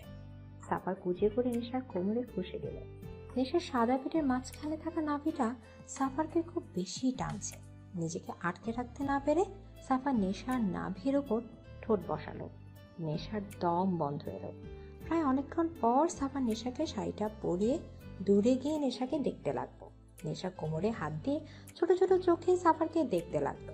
সাফার নেশার এই দৃষ্টি দেখে বলল, কি হলো, এভাবে কি দেখছো? এদিকে নেশা সাফারের কথা শুনে তার দিকে তেড়ে গেল। এই সত্যি করে বলুন, এর আগে কয়টা মেয়েকে আপনি শাড়ি পরিয়েছেন? মানে কি? মানে কি মানে? আপনি এত সুন্দর করে শাড়ি পরানো কোথা থেকে শিখলেন? নিশ্চয়ই এর আগে কোনো মেয়েকে এভাবে শাড়ি পরিয়েছেন। আমি কোনো মেয়েকে কেন শাড়ি পরাতে যাব? যে কারণে আমাকে পরালেন। তোমার সাথে অন্য কারো তুলনা তুমি কেন করছো? করতে হচ্ছে। আপনি বলুন, আপনি সুন্দর করে শাড়ি পরানো কোথায় শিখলেন? আমি জানতাম তুমি শাড়ি পরতে পারো না, তাই শাড়িটা যখন তুমি পরবে তখন যে তোমাকে হেল্প করতে হবে তা আমি খুব ভালো করেই জানতাম, তাই ইন্টারনেটে আগে থেকে শিখে রেখেছি। সত্যি? তো ও সরি। সাফার এবার রাগে চোখে নেশার দিকে তাকালো। এই প্রথম ও কাউকে কৈফিয়ত দিল, আর প্রথমবার কাউকে ভয়ও পেল। সাফার নেশা রাস্তার ধার ঘেঁষে হাঁটছে। সাফার বারণ করার পরও নেশা কোনো বাধা মানেনি। তার নাকি ঘরের মধ্যে বসে থাকতে থাকতে দম বন্ধ হয়ে আসছে। সে আজ বাইরে পরিবেশ অনুভব করবে, তাই না চাওয়া সত্ত্বেও সাফারকে নেশাকে সাথে নিয়ে বেরোতে হলো। নেশা আইসক্রিম খাচ্ছে আর বকবক করছে। সাফার চুপচাপ তার কথা শুনছে। নেশার বকবকানে গুলোই ও নেশায় পড়ে গেছে সাফার। সে খুব ভালো করে বুঝে গেছে নেশা ছাড়া সে আর কিচ্ছু নয়। নেশাই তার সবকিছু। নেশাকে ছাড়া সে এক মুহূর্ত থাকতে পারবে না। নেশার নিঃশ্বাসের শব্দ না শুনতে তার শ্বাস নেওয়া কঠিন হয়ে পড়ে। মারাত্মকভাবে নেশায় পড়ে গেছে। এই নেশা থেকে বেরোনো সাফারের সাধ্য নেই, আর সে কখনোই নেশা থেকে বেরোতেও চায় না। সাফার নেশার দিকে তাকিয়ে এসবই ভাবছিল, তখন কিছু গার্ড এসে তাদের দুজনকে ঘিরে ধরল। সাফার নেশা অবাক হয়ে সে গাছ থেকে তাকিয়ে আছে। সাফার তাদের দেখে দাঁতে দাঁত চেপে এক হাতে শক্ত করে নেশার হাত ধরল, যেন ছেড়ে দিলে নেশা তার হাতে হারিয়ে যাবে। তখনই তাদের সামনে এসে দাঁড়ালো সম্রাট। সম্রাটকে দেখে নেশার চোখ জ্বলজ্বল করে উঠল। সাফারের থেকে হাত ছেড়ে দৌড়ে এসে সম্রাটের বুকে হুমড়ে খেয়ে পড়ল। পাপা, পাপা কেমন আছো তুমি? ভালো মা, তুই ভালো আছিস তো? তোর কোনো ক্ষতি হয়নি তো? নো পাপা, আমি ঠিক আছি, আমার কিচ্ছুটি হয়নি। সাফার ফ্যাল ফ্যাল চোখে নেশার দিকে তাকিয়ে আছে। তার মনে কেউ তার বুক থেকে কলেজে ছিঁড়ে নিয়ে চলে গেল। নেশার হারানোর ভয়টা তার সত্যি হতে চলেছে। এমন সময় হঠাৎই পেছন থেকে একটা গার্ডস এসে গান দিয়ে সাফারের মাথায় আঘাত করলো। সাফার মাথায় আঘাত পেয়ে হাঁটু গেড়ে রাস্তায় বসে পড়ল। সাফারকে আঘাত করতে দেখে নেশা বিচলিত হয়ে উঠল।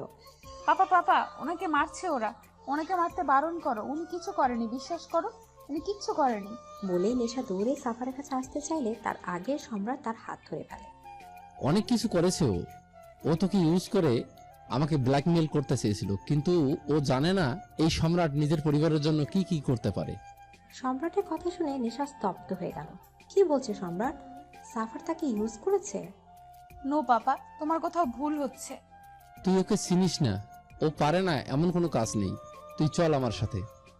নেশা টানতে টানতে নিয়ে গেল সম্রাট। নেশা প্রাণহীন দৃষ্টিতে সাফারের দিকে তাকিয়ে আছে। সাফার তাকে ইউজ করেছে কথাটা যেন সে মানতেই পারছে না। অন্যদিকে গার্ড সাফারকে একের পর এক আঘাত করেই যাচ্ছে, কিন্তু সাফারের দৃষ্টি নেশার দিকে। আজ তার ভয় সত্যি হলো। নেশাকে সে হারিয়ে ফেলল। এই হারিয়ে ফেলার ভয়ে তো কাল সম্রাটের গোপন দূতকে মেরেছিল, কিন্তু তবুও সে নেশাকে আটকে রাখতে পারল না। নেশা চলে গেলে সাফার দাঁত মুখ শক্ত করে গার্ডসদের দিকে তাকায়। গার্ডসরা ভয়ে একটু পিছিয়ে যায়। পরের দিন নেশা ভার্সিটি যাওয়ার নামে সাফারের বাড়ি যায়। নেশা রুমে ঢুকে দেখে সাফার অন্য পাশে ঘুরে দাঁড়িয়ে আছে। সাফার পকেটে 2 হাত রেখে থাই গ্লাস ভেদ করে বাইরের শহর দেখতে ব্যস্ত। এমন সময় কাঁধে কারো স্পর্শ পেয়ে পেছনে ঘুরে যাকে দেখলো তাতে সাফার শকড। নেশা তার সামনে দাঁড়িয়ে আছে, সেজন্য বিশ্বাসই করতে পারছে না। সাফারের মাথায় ব্যান্ডেজ দেখে নেশার চোখ ছলছল করে উঠল। নেশা, কেন ঠকালেন আমায়? কি বলছো এসব? কেন ঠকালেন আমায়? ভালোবাসার নামে ইউজ করলেন আমাকে। কেন আপনাকে ভালোবাসার এত বড় শাস্তি দিলেন আমাকে? নেশা, বিশ্বাস করো আমি তোমাকে ব্যবহার করিনি। বন্ধ করুন আপনার নাটক। এখনো কি আপনার কার্যসিদ্ধি বাকি? এখনো আমাকে ইউজ করতে চাইছেন? ভালোবাসার নামে মিথ্যা কথা না বললেও পারতেন। কিডন্যাপ করে এনে দড়ি দিয়ে বেঁধে রাখতেন, সারাদিন না খাইয়ে রাখতেন, তাতেও তো হতো। হ্যাঁ, কষ্ট হতো আমার, কিন্তু এতটাও হতো না। আমার যে দম বন্ধ হয়ে আসছে। আপনি কি করে পারলেন আমার অনুভূতিগুলো নিয়ে খেলতে? নেশা, একবার আমার কথাটা শোনো। বলে যে নেশাকে ধরতে যাবে তখনই নেশা সরে গেল। Don't touch me. আমারই ভুল ছিল, আমি আপনাকে ভালোবেসেছি। ভুলে গেছিলাম আমি আপনি একজন মাফিয়া। মাফিয়ারা সবসময় স্বার্থপর হয়।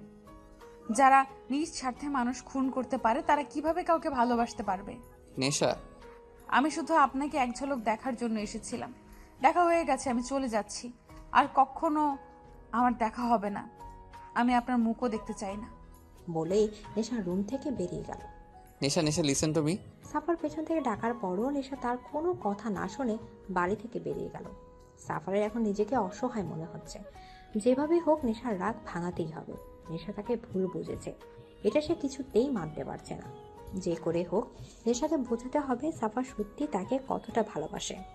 নেশা দোটানায় পড়েছে। কি করবে ও? কাকে বিশ্বাস করবে? তার বাবা তাকে কখনোই মিথ্যে বলবে না, সেটা সে খুব ভালো করেই জানে। অন্যদিকে সাফারকেও অবিশ্বাস করতে পারছে না। কোন দিকে যাবে? নেশা সাফারকে ছাড়া থাকতে পারবে না। যতই হোক ভালো তো তাকেই পাশে। নেশা ভার্সিটি থেকে বেরোনোর সময় ভার্সিটির দরজা চোখ পড়তেই অবাকে সপ্তম আকাশে পৌঁছালো সে। এসে কাকে দেখছে? এ কি সাফার? সত্যি কি তার সামনে সাফার দাঁড়িয়ে আছে? ভার্সিটির সামনে কালো টি শার্টের উপর কালো শার্ট আর কালো গ্যাবার্ডিং এর প্যান্ট, চোখে কালো সানগ্লাস পরে কালো বাইকের উপর বসে আছে। পুরো হিরো লাগছে। নেশাকে দেখে বাইক থেকে উঠে দাঁড়ালো। নেশা এভাবে সাফারকে দেখে কিছুক্ষণের জন্য থ মেরে গেল, পরক্ষণে নিজেকে সামলে তার থেকে চোখ সরিয়ে সোজা হাঁটতে লাগলো। চারপাশ চারজন গার্ড তাকে ঘিরে রেখেছে। ভার্সিটির বাইরে বেরোতে সাফা নেশার দিকে এগিয়ে এলো। সাথে সাথে নেশার গার্ডসরা সাফারের বাহু ধরে তাকে আটকালো। সাফারের গায়ে হাত দেওয়ার সাথে সাথে সাফার চোখ মুখ শক্ত করে তাদের দিকে তাকালো। কোথা থেকে কয়েকটা গার্ড এসে নেশার গার্ডদের ঘিরে ধরলো। তারা 4 জন আর সাফারের গার্ড 8 জন। কিভাবে পারবে তারা? নেশা তাদের এই অবস্থা দেখে সাফারের দিকে রাগেই লোক ছুড়ে দিয়ে গাড়িতে বসতে গেলে সাফার নেশা হাতে হ্যাচকে টান মেরে তাকে গাড়ির সাথে চেপে ধরলো। কি করছেন কি? ছাড়ো না আমাকে। না, ছাড়বো না, তোমাকে আমার কথা শুনতে হবে। আপনার কোনো কথাই শুনবো না আমি, ছাড়ো না আমাকে। Shut up and listen to me idiot. I love you. I love you for ever and ever. কেন বুঝছো না? আমি তোমাকে ইউজ করিনি, ভালোবাসি তোমাকে। সেই প্রথম দিন থেকে তোমাকে ভালোবাসি। তোমার অভ্যাস হয়ে গেছে আমার। তোমার উপর বিরক্ত না হলে যে আমার ভালো লাগে না, তোমার বকবক না শুনলে যে আমার ভালো লাগে না নেশা। তোমাকে যদি আমার ব্যবহার করার হতো তাহলে অনেক দিন আগে সেটা করতাম। যখন জেনেছিলাম তুমি সম্রাট খানের মেয়ে, তখন আমি তোমাকে ইগনোর করতে শুরু করেছিলাম। তোমার থেকে দূরে যেতে চেয়েছিলাম, কিন্তু পারিনি। তোমার থেকে দূরে থাকতে পারিনি। আমি জানি তোমার বাবা কখনোই আমাদের মেনে নেবে না, তাই আমি তোমায় আমার কাছে নিয়ে গিয়েছিলাম। তোমার বাবাকে ব্ল্যাকমেল করার জন্য নয়। যদি এরকমটাই হতো তাহলে আমি নিশ্চয়ই ওনার দুর্বলতার সুযোগ নিতাম, কিন্তু আমি তা করিনি। আমি পিছু সরে এসেছি শুধু তোমার জন্য, তোমাকে ভালোবাসি বলে। প্লিজ আমাকে ভুল বোঝো না নেশা, আমি সত্যিই তোমাকে ভালোবাসি। হয়েছে, আপনার ড্রামা শেষ হয়েছে। আমাকে ইউজ করা এখনো বাকি আছে আপনার, যে এখনো ড্রামা চালিয়েই যাচ্ছেন। দেখুন, যদি আপনার সেরকম কোনো ইন্টেনশন থাকে তো আমাকে আপনি সোজাসুজি বলে দিচ্ছি, আমি আর আপনার এই ফাঁদে পা দিচ্ছি না। আমি অতটাও বোকা নই যে আবার আপনার কথায় চলে আসবো আমি। ছাড়ুন আমাকে। এদিকে বলে ঝটকা মেরে নিজেকে ছাড়িয়ে দিয়ে গাড়িতে বসলো নেশা। আমার গাছদের যেতে দিন নেশা, আমার কথা প্লিজ। আমি কোনো কথা শুনতে চাই না। এবার সাফারের রাগে মাথা ফেটে যাচ্ছে। রাগের মাথায় পা দিয়ে গাড়ি এক এক লাথি মারা শুরু করলো। নেশা প্রত্যেকটা লাথিতে ভয় কেঁপে উঠছে। গাছদের ছেড়ে দিলে নেশার গাড়ি চলে যায়, কিন্তু সাফারের রাগ তো কিছুতেই কমছে না। কিছু শেষ করে দেওয়ার ইচ্ছা করছে। রাতে সাফার নিজের রুমে বসে ড্রিঙ্কস করছে। ওই মেয়ের সাহস হলো কি করে আমাকে ইগনোর করার? আমাকে সাফারকে ইগনোর করলো ও?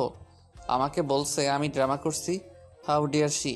কি যোগ্যতা আছে ওর এই সাফারের ভালোবাসা পাওয়ার? ওর থেকেও হাজারটা ভালো মেয়ে আমার পেছনে ঘুরে। Who is she? ওকে আমাকে ইগনোর করার? এত করে বলার পরেও শুনলো না। ওকে শুনতে হবে না। এই সাফার কারো পরোয়া করে না। ওর মতো তুচ্ছ মেয়ে আমি কেন কষ্ট পাবো? ওর থেকে হাজার গুণে ভালো মেয়ে আমার কাছে আসার জন্য মরে যাচ্ছে। আমি কিনা তাকে মানানোর জন্য গেলাম। This is too much. আর কখনো ওই মেয়ের কথা ভাববো না আমি। চলে গিয়েছে তো কী হয়েছে? এই সাফারে কারো পরোয়া করে না। আর কখনো যাব না ওর কাছে কখনো। ইডিয়েট একটা। পরের দিন বিকেলে নেশার বাড়ির সামনে সাফার বাইক নিয়ে দাঁড়িয়ে আছে। নেশা আজ ভার্সিটি যায়নি, যার কারণে তাকে বাড়িতে আসতে হলো। সে কখন থেকে বসে আছে সাফার, কিন্তু নেশার টিকিটেরও দেখা মিলছে না। ও এক দৃষ্টিতে নেশার রুমের বারান্দার দিকে তাকিয়ে আছে।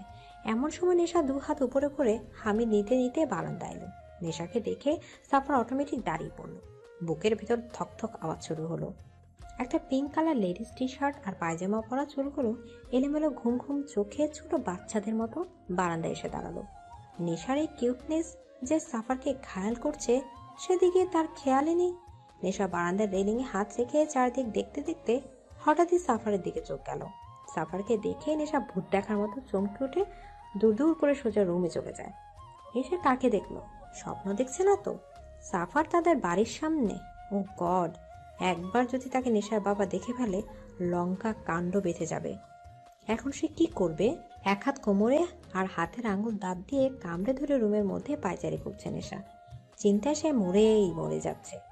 এদিকে সাফার বিরক্তির চরম পর্যায়ে পৌঁছে গেছে। Such a idiot girl.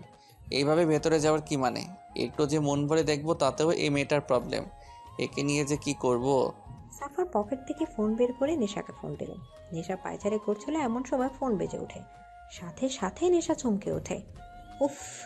এই ফোনটাও এখন নেশাকে ভয় দেখানো শুরু করলো। ফোন হাতে নিয়ে দেখে আননোন নাম্বার। নেশা প্রচন্ড বিরক্তির সাথে ফোন রিসিভ করলো। ফোন কানে দেওয়ার সাথে সাথে বকুনির বর্ষণ বয়ে এলো কানে। এই মেয়ে, তোমার প্রবলেম কি? ভেতরে চলে গেলে কেন? ইডিয়েট মেয়ে একটা। ভেতরে চলে গিয়ে কি বোঝাতে চাইছো? যে তুমি খুব ইন্টেলিজেন্ট আর আমি অ্যাজ এ ফুল এখানে দাঁড়িয়ে আছি তোমাকে দেখার জন্য? চুপচাপ কোনো কথা না বলে এক্ষুনি বারান্দায় এসো। নেশা বকুনিকে কোনো কথা না বলে বাধ্য মেয়ের মতো বারান্দায় চলে গেল। এখন চুপচাপ ওখানে দাঁড়িয়ে থাকো। নেশা বোকার মতো দাঁড়িয়ে রইল। আর সাফার তার নেশাকে মন ভরে দেখতে লাগলো। এই পিচ্চিটা কি না এখন তার নেশা? ভাবা যায় যে সাফার কখনো কারোর তোয়াক্কা করতো না, আজ সেই কিনা এই একটা পিচ্চির জন্য এখানে দাঁড়িয়ে আছে। এটা নিশ্চিত একটা হাস্যকর ব্যাপার, কিন্তু সাফারের কাছে এই ব্যাপারটা কেন জানি ভালোই লাগছে। ভালোবাসার একটা নতুন এক্সপেরিয়েন্স। এতদিন তো চিনিয়ে নিতে জানতো, কিন্তু এখন ভালোবাসতে জানে। আর নেশাই তাকে সেটা শিখিয়েছে। নেশা উপর থেকে সাফারকে দেখছে। কতটা ভালোবাসলে একটা মানুষ নিজের পার্সোনালিটি পাল্টে ফেলতে পারে। ফর্মাল থেকে একেবারে নর্মাল হয়ে গেছে। নেশা জানে সাফার তাকে কতটা ভালোবাসে। সাফারের কালকের বলা কথাগুলো যে পুরোটা সত্যি সেটা নেশা খুব ভালো করেই জানে। তবুও একটু ভাব নিতেই হয়। ভাবা সাফারের মতো একজন যখন তার মতো একটা সাধারণ মেয়েকে ভালোবাসতে, তখন একটু তো ভাব নিতেই হয়, না হলে নিজের স্পেশালিটিটা বোঝা যায় না। নেশা এসব ভাবতে ভাবতে পাশে তাকাতে দেখে সম্রাটের গাড়ি আসছে। নেশা চোখ বড় বড় করে সাফারের দিকে তাকায়, বারবার ইশারা তাকে চলে যেতে বলছে, কিন্তু সাফারের জন্য সেদিকে কোনো খেয়ালই নেই। সে নেশাকে দেখতেই ব্যস্ত। আর থাকতে পেরে নেশা সুযোগ বুঝে রুমে ঢুকে পড়ল। এবার সাফারের ধ্যান ভাঙল, আবার চলে গেল। সাফার সোজা হয়ে দাঁড়াতেই দেখে তার সম্রাট দুহাত পকেটের দিকে দাঁড়ানো। তাকে দেখে সাফার তার সামনে মুখোমুখি দাঁড়ায়। সম্রাট দাঁতে দাঁত চেপে বলল, এখানে কি করছো? আপনার মেয়েকে দেখতে এসেছি। ভুলে যাও তার কথা। ও আমার মেয়ে, আর আমি বেঁচে থাকতে আমার এত বড় সর্বনাশ আমি কখনোই হতে দেব না। ভালোবাসাটাকে সর্বনাশের পদবি কেন দিচ্ছেন? আমি নেশাকে ভালোবাসি। আপনি একদিন আমার থেকে আমার বাবাকে কেড়ে নিয়েছিলেন। সেদিন কিছু করতে পারিনি, কারণ আমি ছোট ছিলাম। এখন আর ছোট নই। এখন আর আপনি নেশাকে আমার থেকে কেড়ে নিতে পারবেন না। সেটা তো সময়ই বলে দেবে। নেশাকে আমি ভালোবাসি, তার জন্য আমি আপনার সাথে আমার লড়াইয়ে আমি পিছু সরে এসেছি। কিন্তু এইবার আর নয়।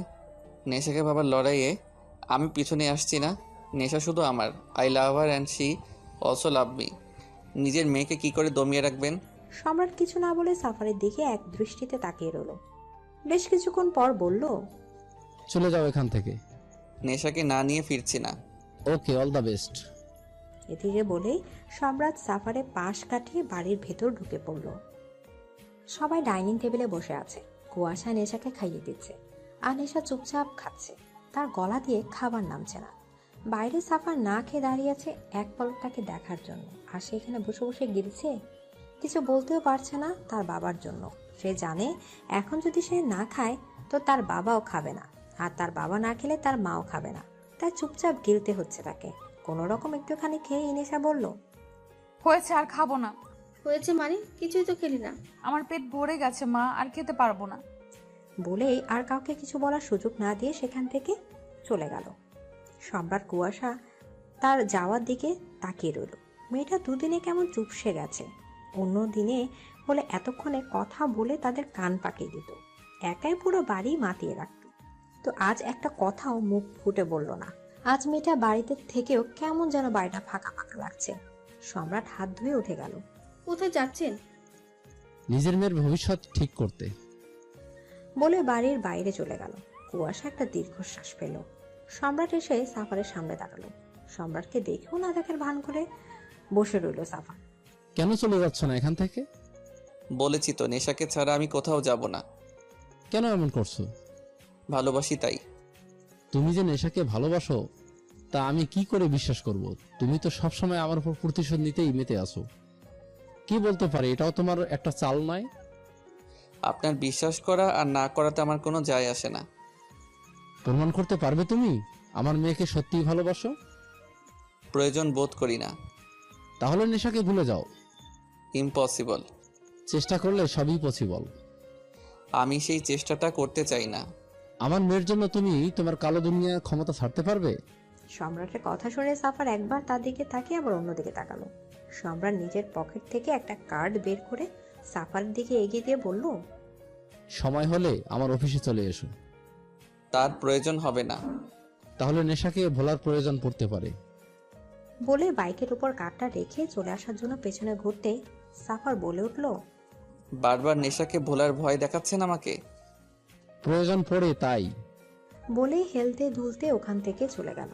সাফার সেদিক থেকে চোখ সরিয়ে পকেট থেকে ফোন বের করে নেশাকে কল করলো। নেশা পড়ার টেবিলে বসেছিল, তবে পরদিন না সাফারের কথাই ভাবছিল। কিছুক্ষণ আগেই বারান্দায় গিয়েছিল, কিন্তু সম্রাটকে দেখে চলে এসেছে। ফোন বাজতেই নেশা ফোন হাতে দেখে সাফার ফোন দিয়েছে। তুলবে কি তুলবে না করতে করতেই তুলে ফেলল। এই মেয়ে আজ কি বারান্দায় না আসার পণ করে রেখেছো নাকি? যাব না আমি বারান্দায়। কেন? কারণ আপনি বাইরে দাঁড়িয়ে আছেন। আমি আছি তো কি হয়েছে?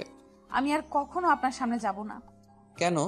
তোমার জন্য আমি এত কষ্ট করে এইসব নর্মাল ড্রেস পরে কার ছেড়ে বাইক নিয়ে এতক্ষণ ধরে রাস্তায় দাঁড়িয়ে আছি। তুমি বলছো তুমি আমার সামনে আসবে না? আসলে নাই তো। যে কেউ আমার স্বপ্নের রাজকুমার সেজে এলেই আর সে আমার স্বপ্নের রাজকুমার হয়ে যাবে না। তোমার রাজকুমার হওয়ার ইচ্ছেও আমার নেই। আমি সাফারি, ওকে? আর তোমার জন্য বাইক নিয়ে শুধু এই সাফারি আসবে। অন্য কেউ আসার আগেই আমি তাকে শেষ করে ফেলবো। আর তুমিও অন্য কাউকে এক্সপেক্টও করো না। এখন চুপচাপ বারান্দায় এসো। যাব না। তুমি আসবে নাকি আমি যাব? কোথায়? তোমার রুমে। কিভাবে আসিবেন? তুমি খুব ভালো করেই জানো এই সাফার কি করতে পারে। তুমি বাইরে আসবে নাকি আমি ভেতরে যাব? তার কোনো প্রয়োজন হবে না, আমি আসছি। নেশা বাধ্য মেয়ের মতো বারান্দায় এসে দাঁড়ালো। এই লোকের কোনো গ্যারান্টি নেই, বলার সাথে সাথে রুমে চলে আসতে পারে। কিন্তু নেশা একদমই এই রিস্ক নিতে চায় না। নেশা, তোমার আজ খুব সুন্দর লাগছে। কথাটা শোনার সাথে সাথে নেশার বুক ধক করে উঠল। সাফার এক দৃষ্টিতে তার দিকে তাকিয়ে আছে। নেশা কোনো রকম কাঁপা গলায় বলল, চলে যান প্লিজ। এই দূরত্বটা সহ্য হচ্ছে না নেশা, তোমার অভ্যাস হয়ে গেছে আমার। নেশা চুপ করে সাফারের কথা শুনছে। খুব তাড়াতাড়ি তোমায় নিজের করে আনবো, আই প্রমিস ইউ। বলে ফোন রেখে দিল সাফার। নেশার থাকতে না পেরে রুমে চলে গেল। তার খুব কান্না পাচ্ছে। সাফারের প্রত্যেকটা কথায় মায়া জড়ানো আছে, যা তাকে সাফারের কাছে ভীষণ ভাবে টানছে। সাফারও চুপচাপ বাইক স্টার্ট দিয়ে সেখান থেকে চলে গেল। কিছুদিন পর সাফার সম্রাটের অফিসে এসে হাজির হলো। রিসেপশনে গিয়ে সম্রাটের কেবিন নাম্বার নিয়ে সেদিকে গেল। সম্রাট নিজের কেবিনে বসেছিল। সিটি ফুটেজে সাফারকে আসতে দেখে বাঁকা হেসে বলল, আমি জানতাম তুমি আসবে সাফার। এবার দেখো এই সম্রাট এখন কি করে। সাফার সম্রাটের কেবিন খুঁজে ভেতরে ঢুকে পড়ে। কারো কেবিনে আসতে হলে নক করে আসতে, আর যারা এটা জানে না তাদের ম্যানারলেস বলা হয়। সাফার সম্রাটের কথা শুনে নিজের রাগ দমন করে আবার দরজার কাছে গিয়ে বলে, মে আই কাম ইন? কথাটা কেমন জানি ফিল হলো না আমার। এদিকে সাফার দাঁতে দাঁত চেপে চোখ বন্ধ করে নিজের রাগ গিলে বলল, may I come in sir? Yes come. এদিকে সাফার কেবিনে ঢুকে বসতে যাবে, তখনই সম্রাট বলে উঠল, আমি বসার অনুমতি দেইনি। সাফার এবার না বসে দাঁড়িয়ে রইল। আপনি আমাকে আসতে বলেছিলেন, আমি এসেছি। তোমার কাগজপত্র কিসের? তোমার শিক্ষাগত যোগ্যতা কি সেটা তো আমাকে জানতে হবে, না হলে আমি তোমাকে কিভাবে কাজে রাখি বলো। কোনো কাগজপত্রের প্রয়োজন নেই, ইচ্ছে মতো একটা কাগজ দিলেই হবে, তবে সেটা আমার লেভেলের হওয়া চাই। Are you sure? সাফার কিছু বলল না। ওকে, আমি দেখছি তোমাকে কি কাজ দেওয়া যায়। সম্রাট নিজের টেবিলে থাকা ঘন্টাটা বাজালো। কিছুক্ষণ পর এরই মধ্যে একজন পিয়ন এসে বলল, আসতে পারি স্যার? Yes come in. জি স্যার, ডেকেছিলেন? একে নিজের সাথে নিয়ে যাও, ও এখন থেকে তোমাদের ওয়ার্ডে কাজ করবে। আর হ্যাঁ, ওকে একটা ড্রেসও দিয়ে দিও। হোয়াট, কি বলছেন এসব? আমি ওদের ওয়ার্ডে কাজ করব মানে? হ্যাঁ, আমার মতে তোমার শিক্ষাগত যোগ্যতা অনুযায়ী তোমাকে কাজ দিচ্ছি, অ্যান্ড একদম তোমার লেভেলের। সাফার রেগে দুহাত টেবিলে রেখে বলল, what do you mean Mr Samrat? I mean to say, আজ থেকে তুমি একজন পিয়ন। অনেকদিন ধরে সাফার সম্রাটের অফিসে পিয়নের কাজ করে। একই তো সে এসব কাজে অভ্যস্ত নয়, তার উপর আবার তার নিজের রাগের উপর কন্ট্রোল নেই। তাই যখন তার কিছু কাজে ভুল হয় আর কেউ তাকে সেটার জন্য কথা শোনায়, সেদিন এই লোকের দিন খুব খারাপ। কারণ সাফার হয় তার নাক ফাটা, না হয় তার মাথা ফাটা। কি আর করা, একজন মাফিয়া যখন ভালো মানুষের জগতে, তখন এমনটা হওয়া স্বাভাবিক। সম্রাট সাফারের এসব ব্যবহারে তার সামনে স্ট্রিক্ট থাকলেও নিজের কেবিনে এসে একা ঠিকই হেসে কুপকাত হয়। কারণ একটা সময় ছিল যখন সে নিজেও বারবার এই ঘটনার সম্মুখীন হয়েছে। আজ সে আর একজনকে দেখছে ঠিক তারই মতো। হঠাৎ একদিন সম্রাট সাফারকে নিজের কেবিনে ডেকে পাঠায়। সাফার এলে তার সামনে টেবিলে একটা কার্ড ছুঁড়ে মারে। সাফার কার্ডটা হাতে নিয়ে বলে, হোয়াট ইজ দিস? বিয়ের কার্ড। বিয়ের কার্ড? কার? নেশার। হোয়াট, কি বলছেন কি আপনি? নেশার বিয়ে মানে? নেশার বিয়ে মানে নেশার বিয়ে, এতে না বোঝার মতো কি আছে। আর ছেলে আমার ভীষণ পছন্দের, তাই দেরি না করে বিয়ের ডেট ফিক্স করে দিয়েছে।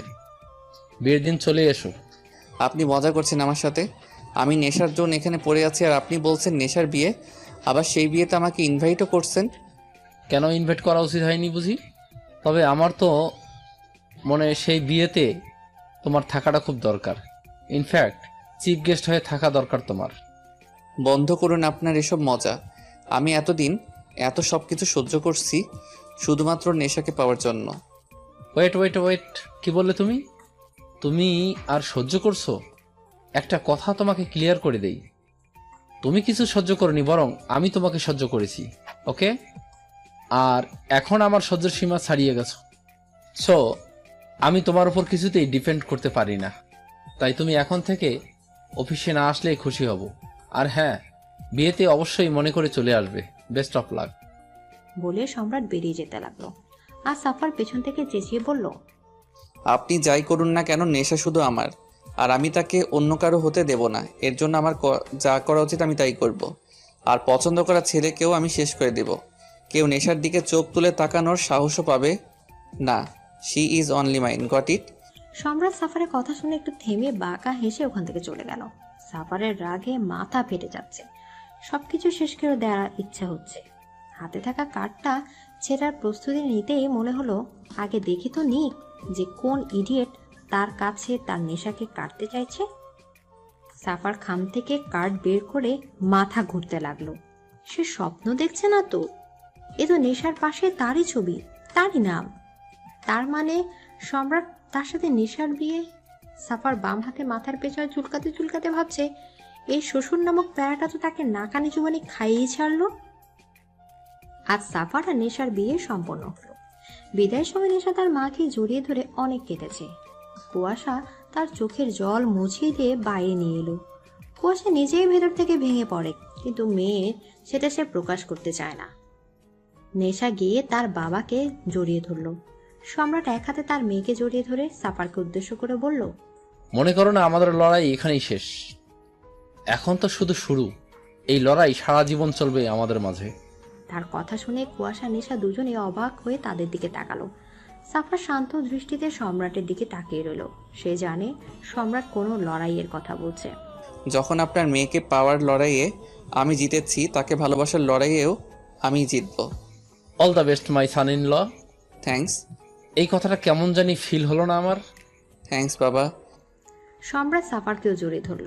আজ সম্রাটের চোখের কোণে জল জমেছে, সেটুকু সবার আড়ালে মুছে নিয়ে নেশাকে গাড়িতে উঠিয়ে দিল। সাফারও উঠে বসলো। গাড়ি তার আপন মনে চলতে লাগলো। সম্রাট কুয়াশা দাঁড়িয়ে তার মেয়ের যাওয়া দেখতে লাগলো। আসলে সময় কত তাড়াতাড়ি বয়, তাই না? আমাদের সেই ছোট্ট নেশাটাকে আজ আমরা বিদায় দিয়ে দিলাম। ও সুখে থাকবে তো? বলে কুয়াশা নিজের চোখের জল মুছল। সম্রাট এক হাতে কুয়াশাকে জড়িয়ে ধরে বলল, আমি সাফারের চোখে সেই ভালোবাসাটা যা এক সময় তোমার জন্য আমার মনে ছিল। আমি আমার মেয়ের জন্য কখনো ভুল সিদ্ধান্ত নিতে পারি না। আমি নিশ্চিত সাফার তাকে নিশ্চয়ই সুখে রাখবে, হয়তো আমাদের থেকেও বেশি। এদিকে সাফার নেশাকে কোলে নিয়ে রুমে ঢুকলো। গাড়িতে কাঁদতে কাঁদতে প্রায় ক্লান্ত হয়ে গেছে মেয়েটা। নেশাকে বেডের উপর শুইয়ে তার উপর একটু ঝুঁকে বসলো। আজ আমার অপেক্ষার শেষ হলো। আজ আমি তোমার একদম নিজের করে পেলাম। তবে জানো তো, আমি তোমাকে নিজের করে পাওয়ার জন্য কখনো বিয়ের কথা ভাবিনি। যদি এই জিনিস আগে আমার মাথায় আসতো, তবে অনেক আগেই তোমাকে বিয়ে করে ফেলতাম। তখন দেখার এই প্যারা, মানে বাবা আমাকে কি করে না মেনে থাকতো। নেশার দিকে তাকিয়ে সাফার উঠে গেল। তার বাবাকে ফেরা বলার কারণে যে নেশা রেগে গেছে তা ভালো করে বুঝতে পেরেছে সাফার। তাই প্রসঙ্গ পাল্টানোর জন্য বলল, নেশা তুমি ফ্রেশ হয়ে নাও। এই ভারী সাজে আর কতক্ষণ থাকবে? কেন, আমাকে কি এই সাজে ভালো লাগছে না বুঝি? নেশার কথা শুনে সাফার নেশার একদম কাছে গিয়ে বলল, তুমি যদি পেতনি সাজেও থাকো, তাহলেও আমি তোমার নেশাতে ডুবে থাকবো, যেমনটা এখন আছি। নেশা সাফারের কথা শুনে কিছুক্ষণ চুপ থেকে রেগে সাফারের বুকে মারতে মারতে বলল, ইউ, আপনি আমাকে পেতনি বললেন?